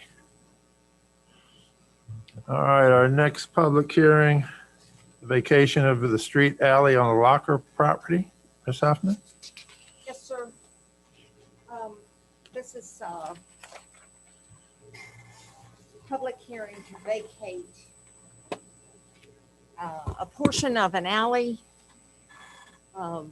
in Block 66 at Natural Bridge Station. It is 20 feet by 350 feet, running between the odd number lots and even numbered lots that are being considered to be purchased by the county from Mr. Locker. In addition, there is a 70-foot by 275-foot portion of street lying between Block 66 and Block 49, which is also being proposed to vacate and abandoned. Both of these are unused, unimproved, no indication of use by anyone. They would be by law added and combined to the lots on either side of the vacated right-of-way or alley. That pretty much summarizes it, but I'll be glad to answer any questions. Any questions for Ms. Huffman? I have one. Ms. Huffman, are we, at this point, are we vacating this for Mr. Locker or for the county or contingent, or for the county contingent upon the sale or the purchase? It's actually both. It's been presented as a petition by both. Okay. Mr. Locker is the current owner and the county is the contract purchaser. Not that I don't agree that it makes sense. I just wanted to be sure of that technicality. And the exercise of the option has been made subject to these vacations. So because the alley in particular, the land cannot be used without vacating that alley. It cannot be used for the purpose that the county proposes to use it.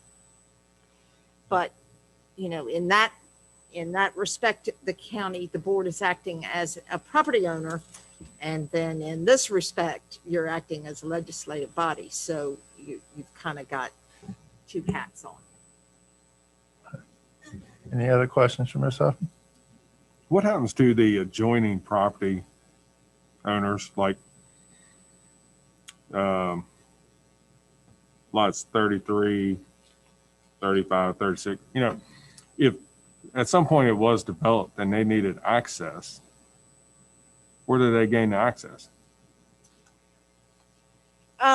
They would come in from either end.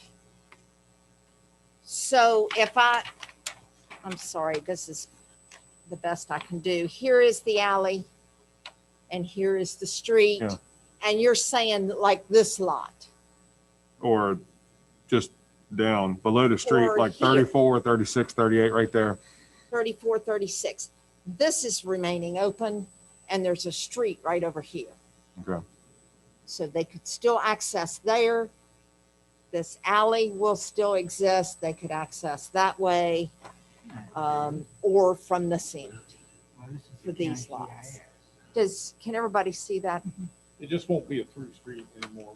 In other words, if the lots are on one end, the access from that end. If they're on the other end, the access from that. I didn't see the other street. That's why I was wondering where it would be. Yeah, there's streets on both ends of the block. Any other questions for Ms. Huffman? Okay, at this time, we'll open the public hearing. Mr. Bolster, has anyone signed up to speak?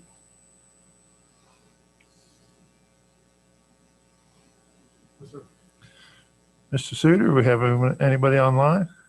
No, sir. Okay, then at this time, we'll close the public hearing. Any discussions among the board? Hearing none, do we have a motion? So move.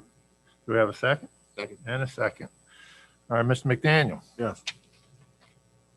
Mr. Lewis. Aye. Mr. Day. Yes. Ms. Ayers. Yes. The chair votes yes. Thank you. Thank you, Ms. Huffman. Yes, sir. Move on to the Bark application for a temporary special exception permit laydown yard in the agricultural and general uses zone. Chris? Excuse me, Mr. Chairman, I'm sorry, I have to abstain. I need to read a statement. Okay.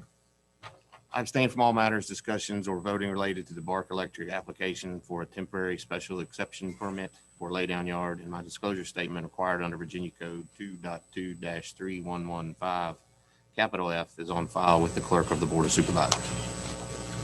Thank you. Okay, Chris? Yes, sir. Chairman, members of the board, bear with me here. I'm going to share my screen.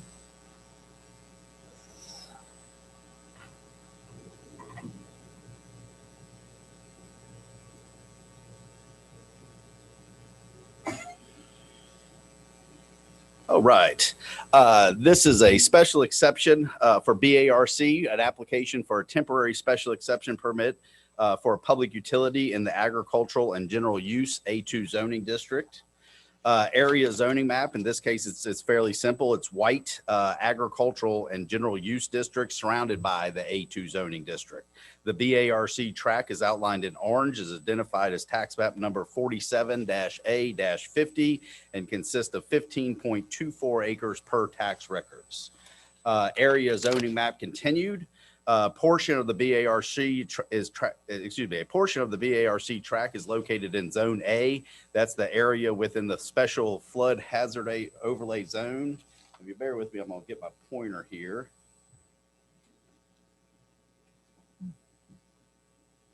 So the map on the left shows the original mapping of the 100-year floodplain. The plat on the right shows the extent of the 100-year floodplain per the May 1st, 2015 letter of map amendment, which is considered a LOMA, that was submitted and approved by FEMA.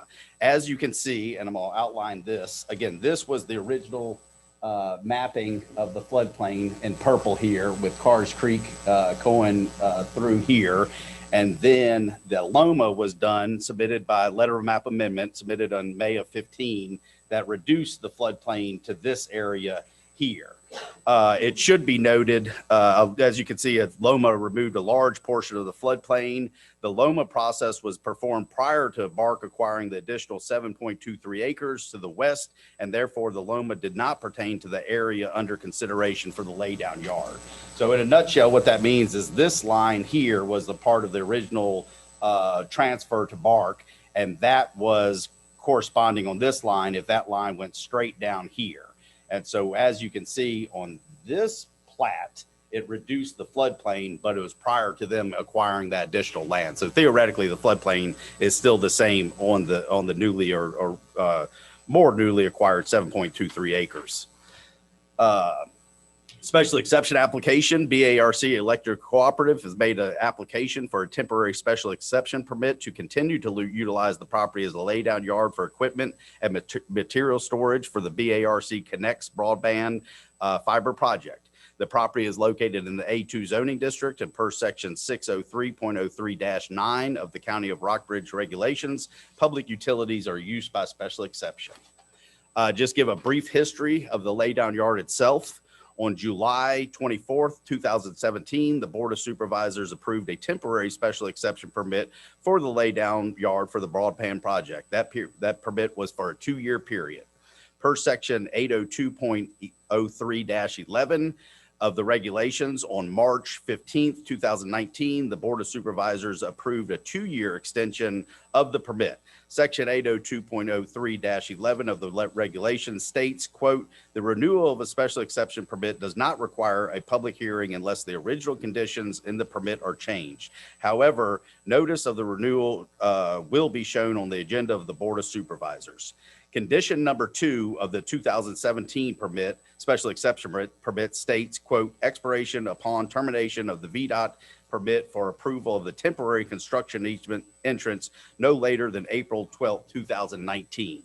Due to the fact that this condition will have to be modified, a new special exception will have to be obtained to continue their temporary laydown yard. Per conversation with Vdot, the current expiration date for the temporary construction permit or entrance, and this is off of Big Spring Road itself, has been extended until November 28, 2021. Vdot has stated that Burke has the ability to request an extension and that Vdot would take that request under consideration. In a follow-up conversation with Vdot, Mr. Alvin Trout, who is the area land use engineer with the Lexington residency, stated that the request could be to extend, the request could be to make the extension made to align with the request of the time frame for the special exception permit. So they could, based on this action tonight, the ARC could request that it would be approved for additional 2 years. That's, again, the temporary construction permit that accesses this laydown yard. On February 10th, 2021, the Planning Commission held its public hearing on the application for this temporary special exception permit. Concerns were expressed with the lack of screening on the laydown yard and the concurrent condition of the laydown yard and mud in the yard. On March 26, 2021, Mr. Mike Kaiser, CEO with BARC, requested an extension of the review for the pending application. The purpose of the request was to work on a plan to address the concerns that were raised during the public hearing. This is actually the revised plan. At the April 14th, 2021 meeting, the Planning Commission continued its review of the temporary special exception permit application and reviewed the revised site plan.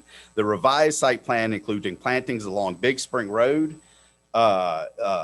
Route 631 and West Midland Trail, Route 60, and plantings near the entrance of the existing collection center along Fredericksburg Road. So just very briefly, what was added in between the formal public hearing and the April 14th, 2021 Planning Commission meeting were these double row of Leland cypresses here to be placed approximately 15 feet apart, and then also a group of trees located in this area.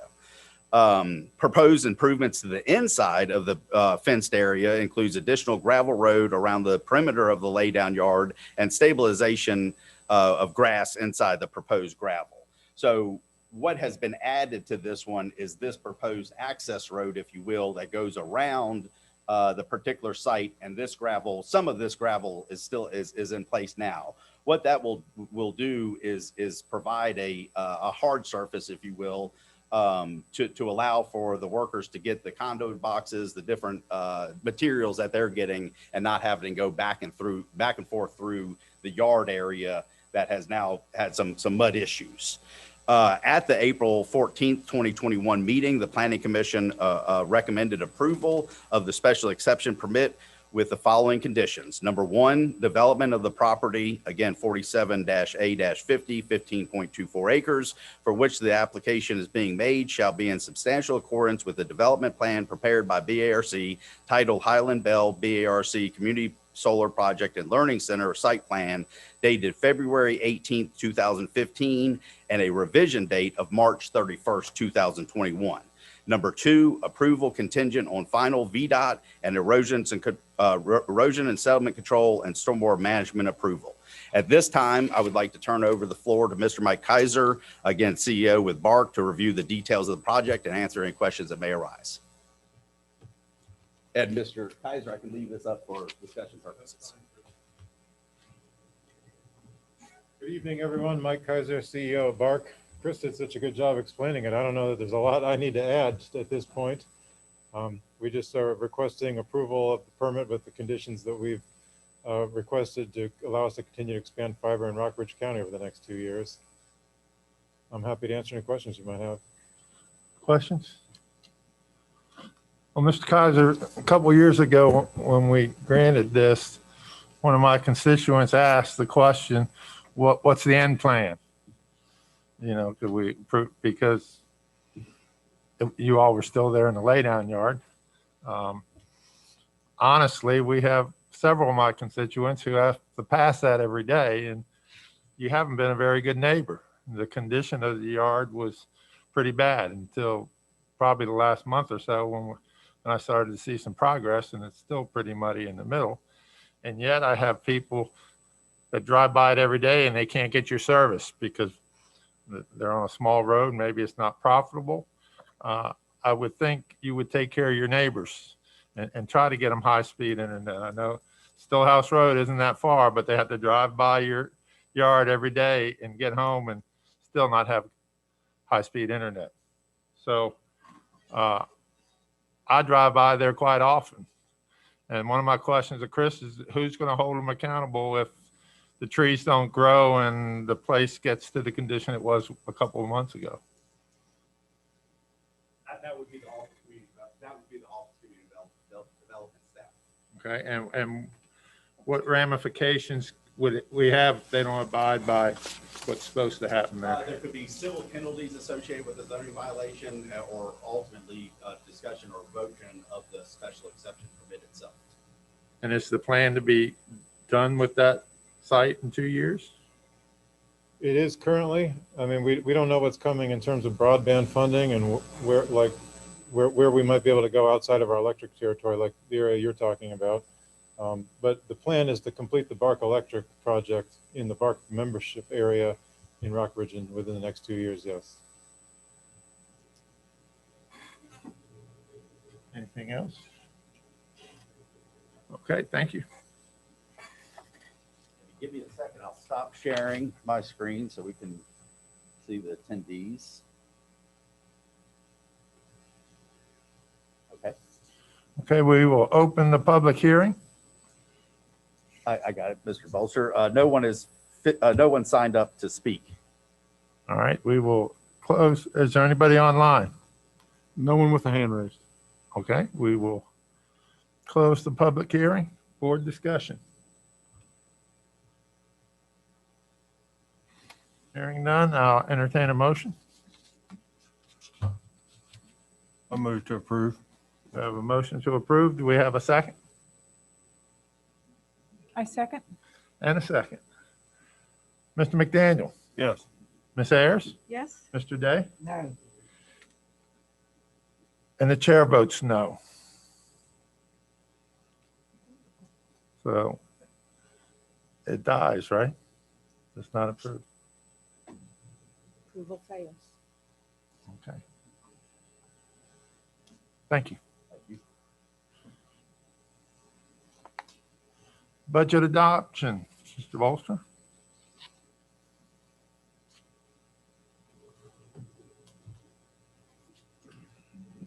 Good evening, Mr. Chairman and members of the board. Before I start, I just wanted to mention that each of the budget presentations that have been completed over the last few months have been posted to the county website. They're also available on board docs as well. So when you look at your package, you'll see that there is an updated CIP. There's a adoption resolution for the CIP specifically. And then we've got the last iteration of the draft FY22 budget. And that's followed by an adoption resolution specifically for the budget for next year. In addition to those line item budgets, we also have the FY22 funding priorities. We have the budget schedule. And we also have the provisionally adopted CIP that was done back in early January.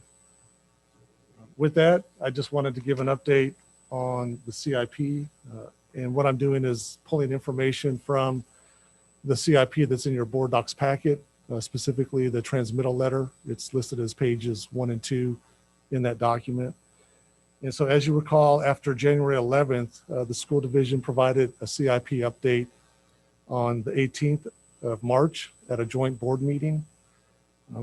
Part of that presentation included an update on some new projects that were inserted. They additionally added 3 fiscal years to the CIP for a total of 8. So at this point, the plan is for the 2 boards to review the new school CIP in the summer and the fall in preparation for future budget developments for FY 2023 and beyond. But there were some changes that did impact FY 22, so I'd like to go ahead and just read through those. The first was to remove the Central Elementary School field drainage project. That was to correct the drainage issue that they experienced at Central Elementary School. And so that was a reduction of $50,000. In addition, they made some readjustments on the Central Elementary School and Fairfield Elementary School HVAC projects. So initially, the Fairfield project was listed at $3 million as the estimate project cost, and that was lowered to $2,762,000. And then for Central, it was lowered from $1,700,000 down to $1,399,403. And so what that resulted, if you were to happen to take a look back at the provisional adoption versus what's before you tonight, for FY22, the school CIP is down from $5,075,000 to $4,486,000 and some change. Since I just mentioned the Fairfield and the Central HVAC projects, I also wanted to let you know that the VPSA did the final bond sale on those financings on April 20th, so last week. And we have some really excellent numbers that have come to us. So the average annual debt service over 20 years is $228,767. And so that compares favorably for 2 school division debt service fundings that are coming off. And so we've got a VPSA 2001 series that's final payment is in July of 2021. And then we have a refinanced literary loan that is also coming off in July 2021. So those debt service that are coming off equal $302,478. So that really is well for us as far as going forward in the budget process. So that's a reduction of $73,711 in debt service for the school division moving forward. The other thing I wanted to mention is that the local all-in true interest cost or rate is 1.8342%. And so again, the financing did very well last week. We do not close on that financing until May 11th.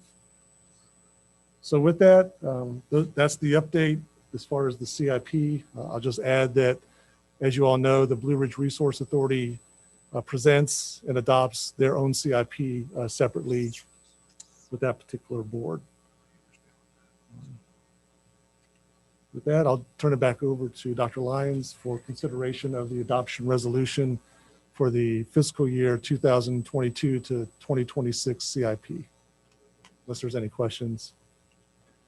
The new debt service you spoke of, that's a combined debt service for both locations? That's correct. If I didn't communicate that, I apologize, but it's a combined amount. Excuse me, Dr. Lyons, before we go any further, I just need to read my statement. Okay, I think we all do so. Yeah. As my wife is an employee of the Rockbridge County School Board, I have a personal interest in the consideration and adoption of the budget under the Conflict of Interest Act. However, I'm not disqualified from participation in the adoption of the county budget. My disclosure statement is on file with the clerk to the Board of Supervisors. Mr. Day. My wife also is an employee of Rockbridge County Schools. I have a personal interest in the consideration and adoption of the budget under the Conflict of Interest Act. However, I am not disqualified from participating in the adoption of the county budget. My disclosure statement is that's required under Virginia Code 2.2-3115F. It's on file with the clerk of the Board of Supervisors. Ms. Ayers. As an employee of Force Swimming, I have a personal interest in the consideration and adoption of the budget under the Conflicts of Interest Act. However, I am not disqualified from the participation in the adoption of the county budget. My disclosure statement required under the Virginia Code 2.2-3115F is on file with the clerk to the Board of Supervisors. And as my wife is a part-time employee of the Rockbridge Area Health Center, I have a personal interest in the consideration and adoption of the budget under the Conflict of Interest Act. However, I'm not disqualified from participation in the adoption of the county budget. My disclosure statement required under Virginia Code 2.2-3115F is on file with the clerk to the Board of Supervisors. I think that covers everyone. So now we need a motion to approve the adoption resolution. Is that correct? For the CIP, yes, sir. Yeah. I know that we had talked about the school CIP changing and that really we were primarily focused on 2022 that would need to be funded. Yeah, I do notice the following years are still in there. And we all understand that the following years can change and probably will change once we have that discussion during the summer and fall. My only question would be, should we just eliminate those following years from what we approve and only approve 2022 for the schools? Or is it okay to leave them in there and with the understanding that changes will probably occur for those outlier years? I think that's what the intention was to take the other years out and then revisit it and have both boards work on it together through the year and then adopt a 7-year CIP provisionally next January. Okay. I would agree with your suggestion of just adopt FY22 of that budget, of that CIP. CIP. So is that a motion, Mr. McDaniel? Yes, sir. And we have a motion to adopt the 2022 CIP for the schools. Do we have a second? I'll second. And a second, any discussion? I agree with Mr. McDaniel's statement. I'm concerned, does that get us out of sync with the process? You know, I know we've worked hard to get in it and we may already be out of it, which this may be getting us back to it. But, you know, traditionally a CIP is more than 1 year. So it just makes me a little nervous. You're actually helping the process on this. Recall that you all received the CIP, the new CIP with a fair number of changes in it and additional years in that CIP in a joint board meeting, and that CIP hadn't even been approved by the school board yet. So the full intent, and want to make sure is fully in the minutes, is to take that CIP that was proffered in that meeting as a starting point moving ahead, and to get to the point where by next January you've got a long-range CIP that everyone has hopefully agreed to. Has that CIP as presented at that meeting subsequently been adopted by the school board? I don't think so. Okay. I don't know for sure, but I don't think so. I mean, there's a lot of big numbers in there too that need to be discussed, and then figuring out how we manage those. I'm certainly not against the discussion. That's what I'm trying to have. I just not used to approving a 1-year CIP, you know, just conceptually. It's the first year, we call it the first year of the draft CIP that will be revisited through the summer and fall. Okay. Anything else? Mr. McDaniel? Yes. Ms. Ayers? Yes. Mr. Lewis? Aye. Mr. Day? Yes. And chair votes yes.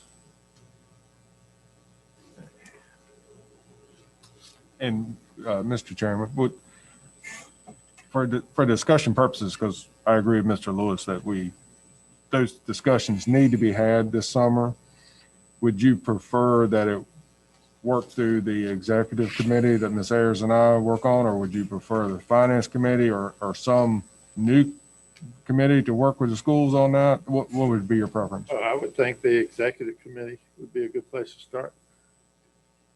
And Mr. Suter, can you set up those meetings for us to start discussing that and working through it?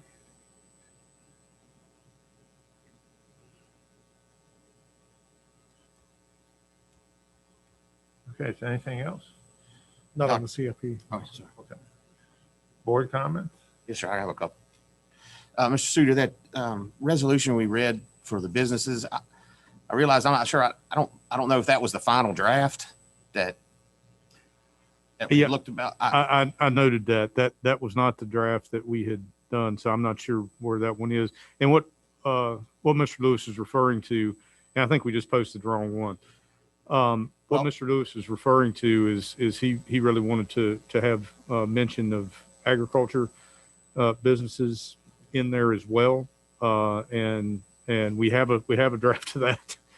Not sure how you want to handle that. I guess you could, without having seen it. I mean, I'm very comfortable with it. It also honored the ag producers and folks in the agriculture industry. Is that? Yeah. Is it possible just to bring that back next meeting quickly and approve the amendments? Yeah, Yes, sort of like some minutes or something? I mean, is and that, we can't do it now? At this time, we haven't approved that resolution, I don't think. We did approve both resolutions, but can't we at this you approved them meeting? together. We can amend it.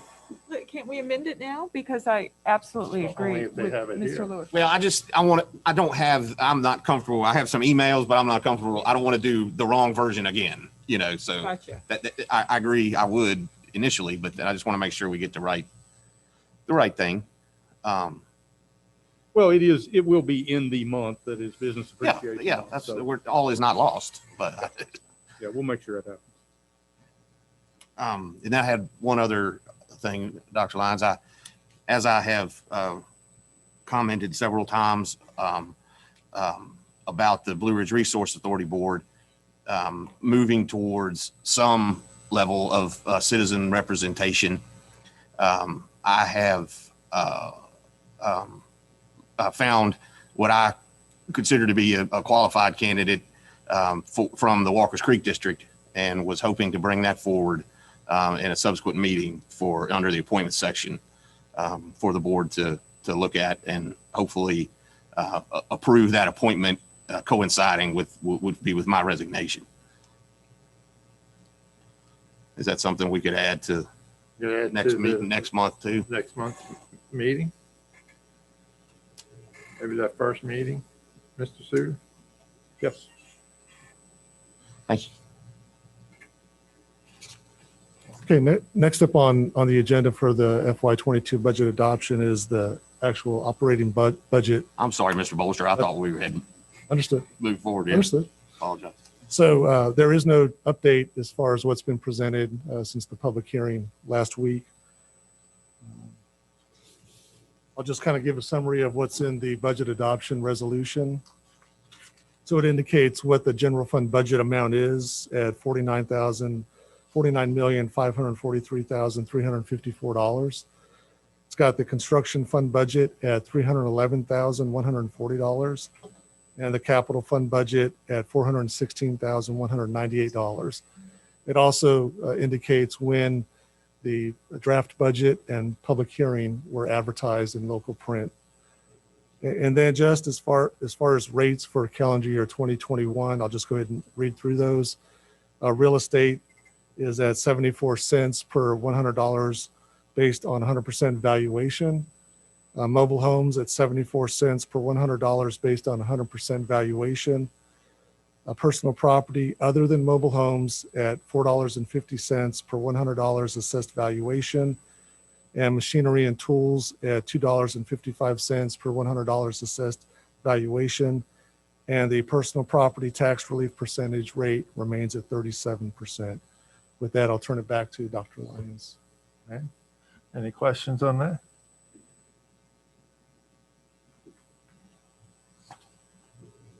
So we're looking for a motion to approve the budget. So move. A motion, do we have a second? Second. And a second. Any further discussion? Mr. McDaniel? Yes. Mr. Lewis? Aye. Mr. Day? Yes. Ms. Ayers? Yes. And the chair votes yes. Budget's approved. Thank you. Is that everything, Mr. Bolster? Okay, any further board comment? Mr. Chairman, if I may, I know we've we've had a vote and moved on from it, but can we revisit the Bark issue that we had the public hearing on tonight?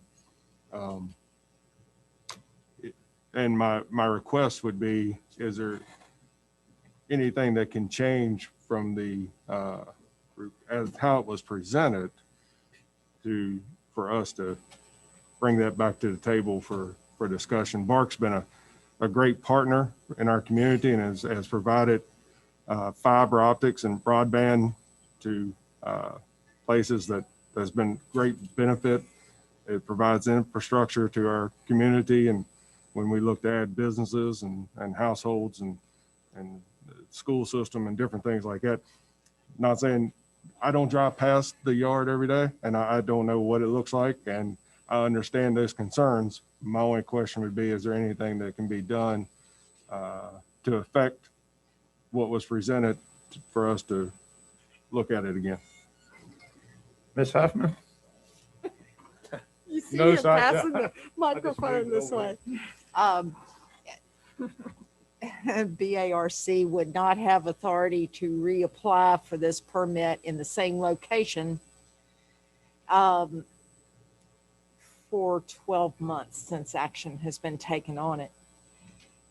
So the options would be to look at another location or to look at, I guess, a different type of permit if anything would satisfy their needs.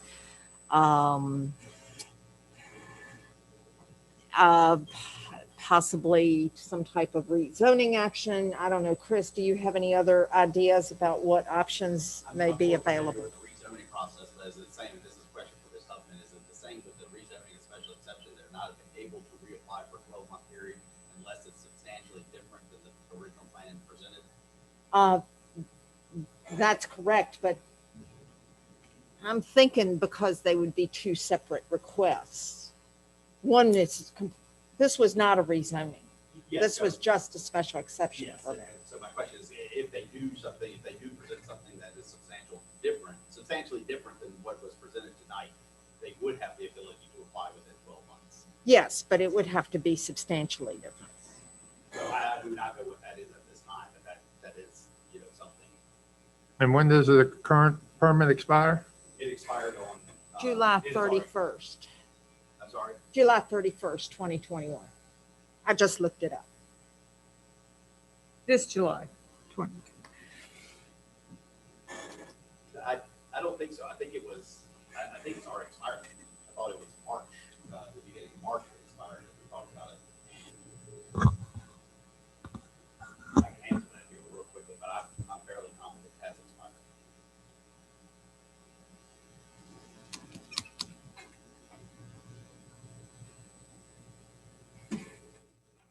So if it's already expired, what is taking them so long to get here? If it's that important, they use it. About that. So if it is already expired, they're obviously operating without a permit. However, with a zoning violation, we give them a couple different options. Obviously, is one, stop the activity or apply for the special exception permit. Once the special exception permit is applied for, all zoning violations are put on hold until the outcome of the public process. The outcome of the public process was this evening.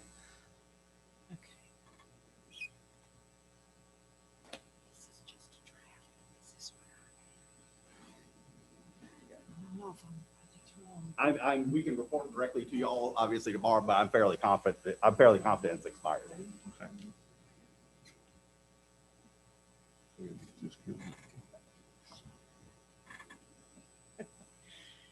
So getting back to Mr. McDaniel's questions, there's nothing that we can do now.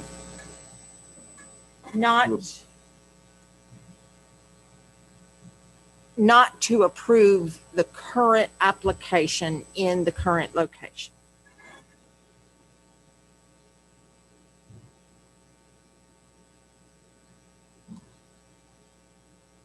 So we'll have to explore some options I'm sure they're interested in maybe looking at some other alternatives. Mr. Chairman, as I said, I don't drive by it. I don't live near it, and I value your opinion and Mr. Day's opinion. And I would just offer that if there are any things that you feel could be beneficial to the plan or project that you would provide them. They just have to be better caretakers of our land. I mean, you don't wait till your permit expires to start cleaning up the place. I mean, and it is right there at, 60 and major interchange right there. And when you look at our recycle center out there, it is pristine. And then you look beyond the fence and you're like, how can this happen?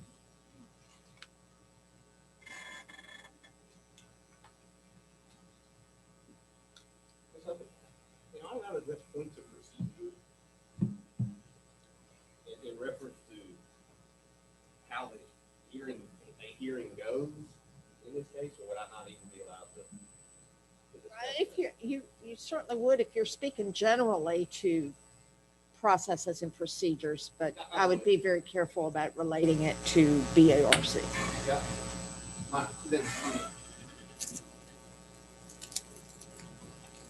My question would then just relate to your description of action taken. If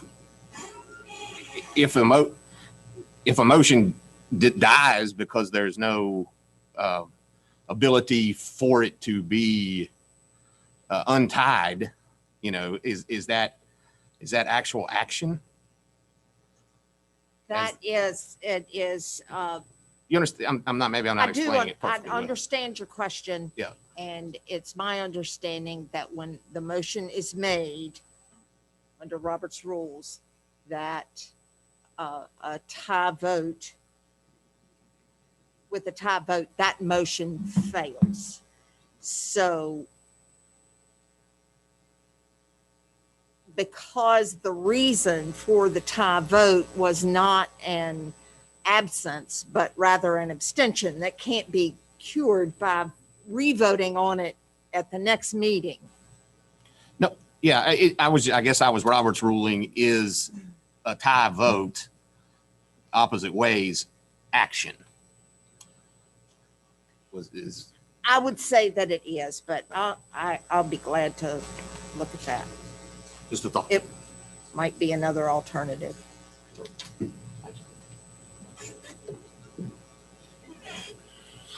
Any other comments? Hearing none, I'll entertain a motion to adjourn. So move. Have a motion, do we have a second? And a second, Mr. McDaniel? Yes. Mr. Day? Yes. Ms. Ayers? Yes. Mr. Lewis? Aye. The chair votes yes, we are adjourned.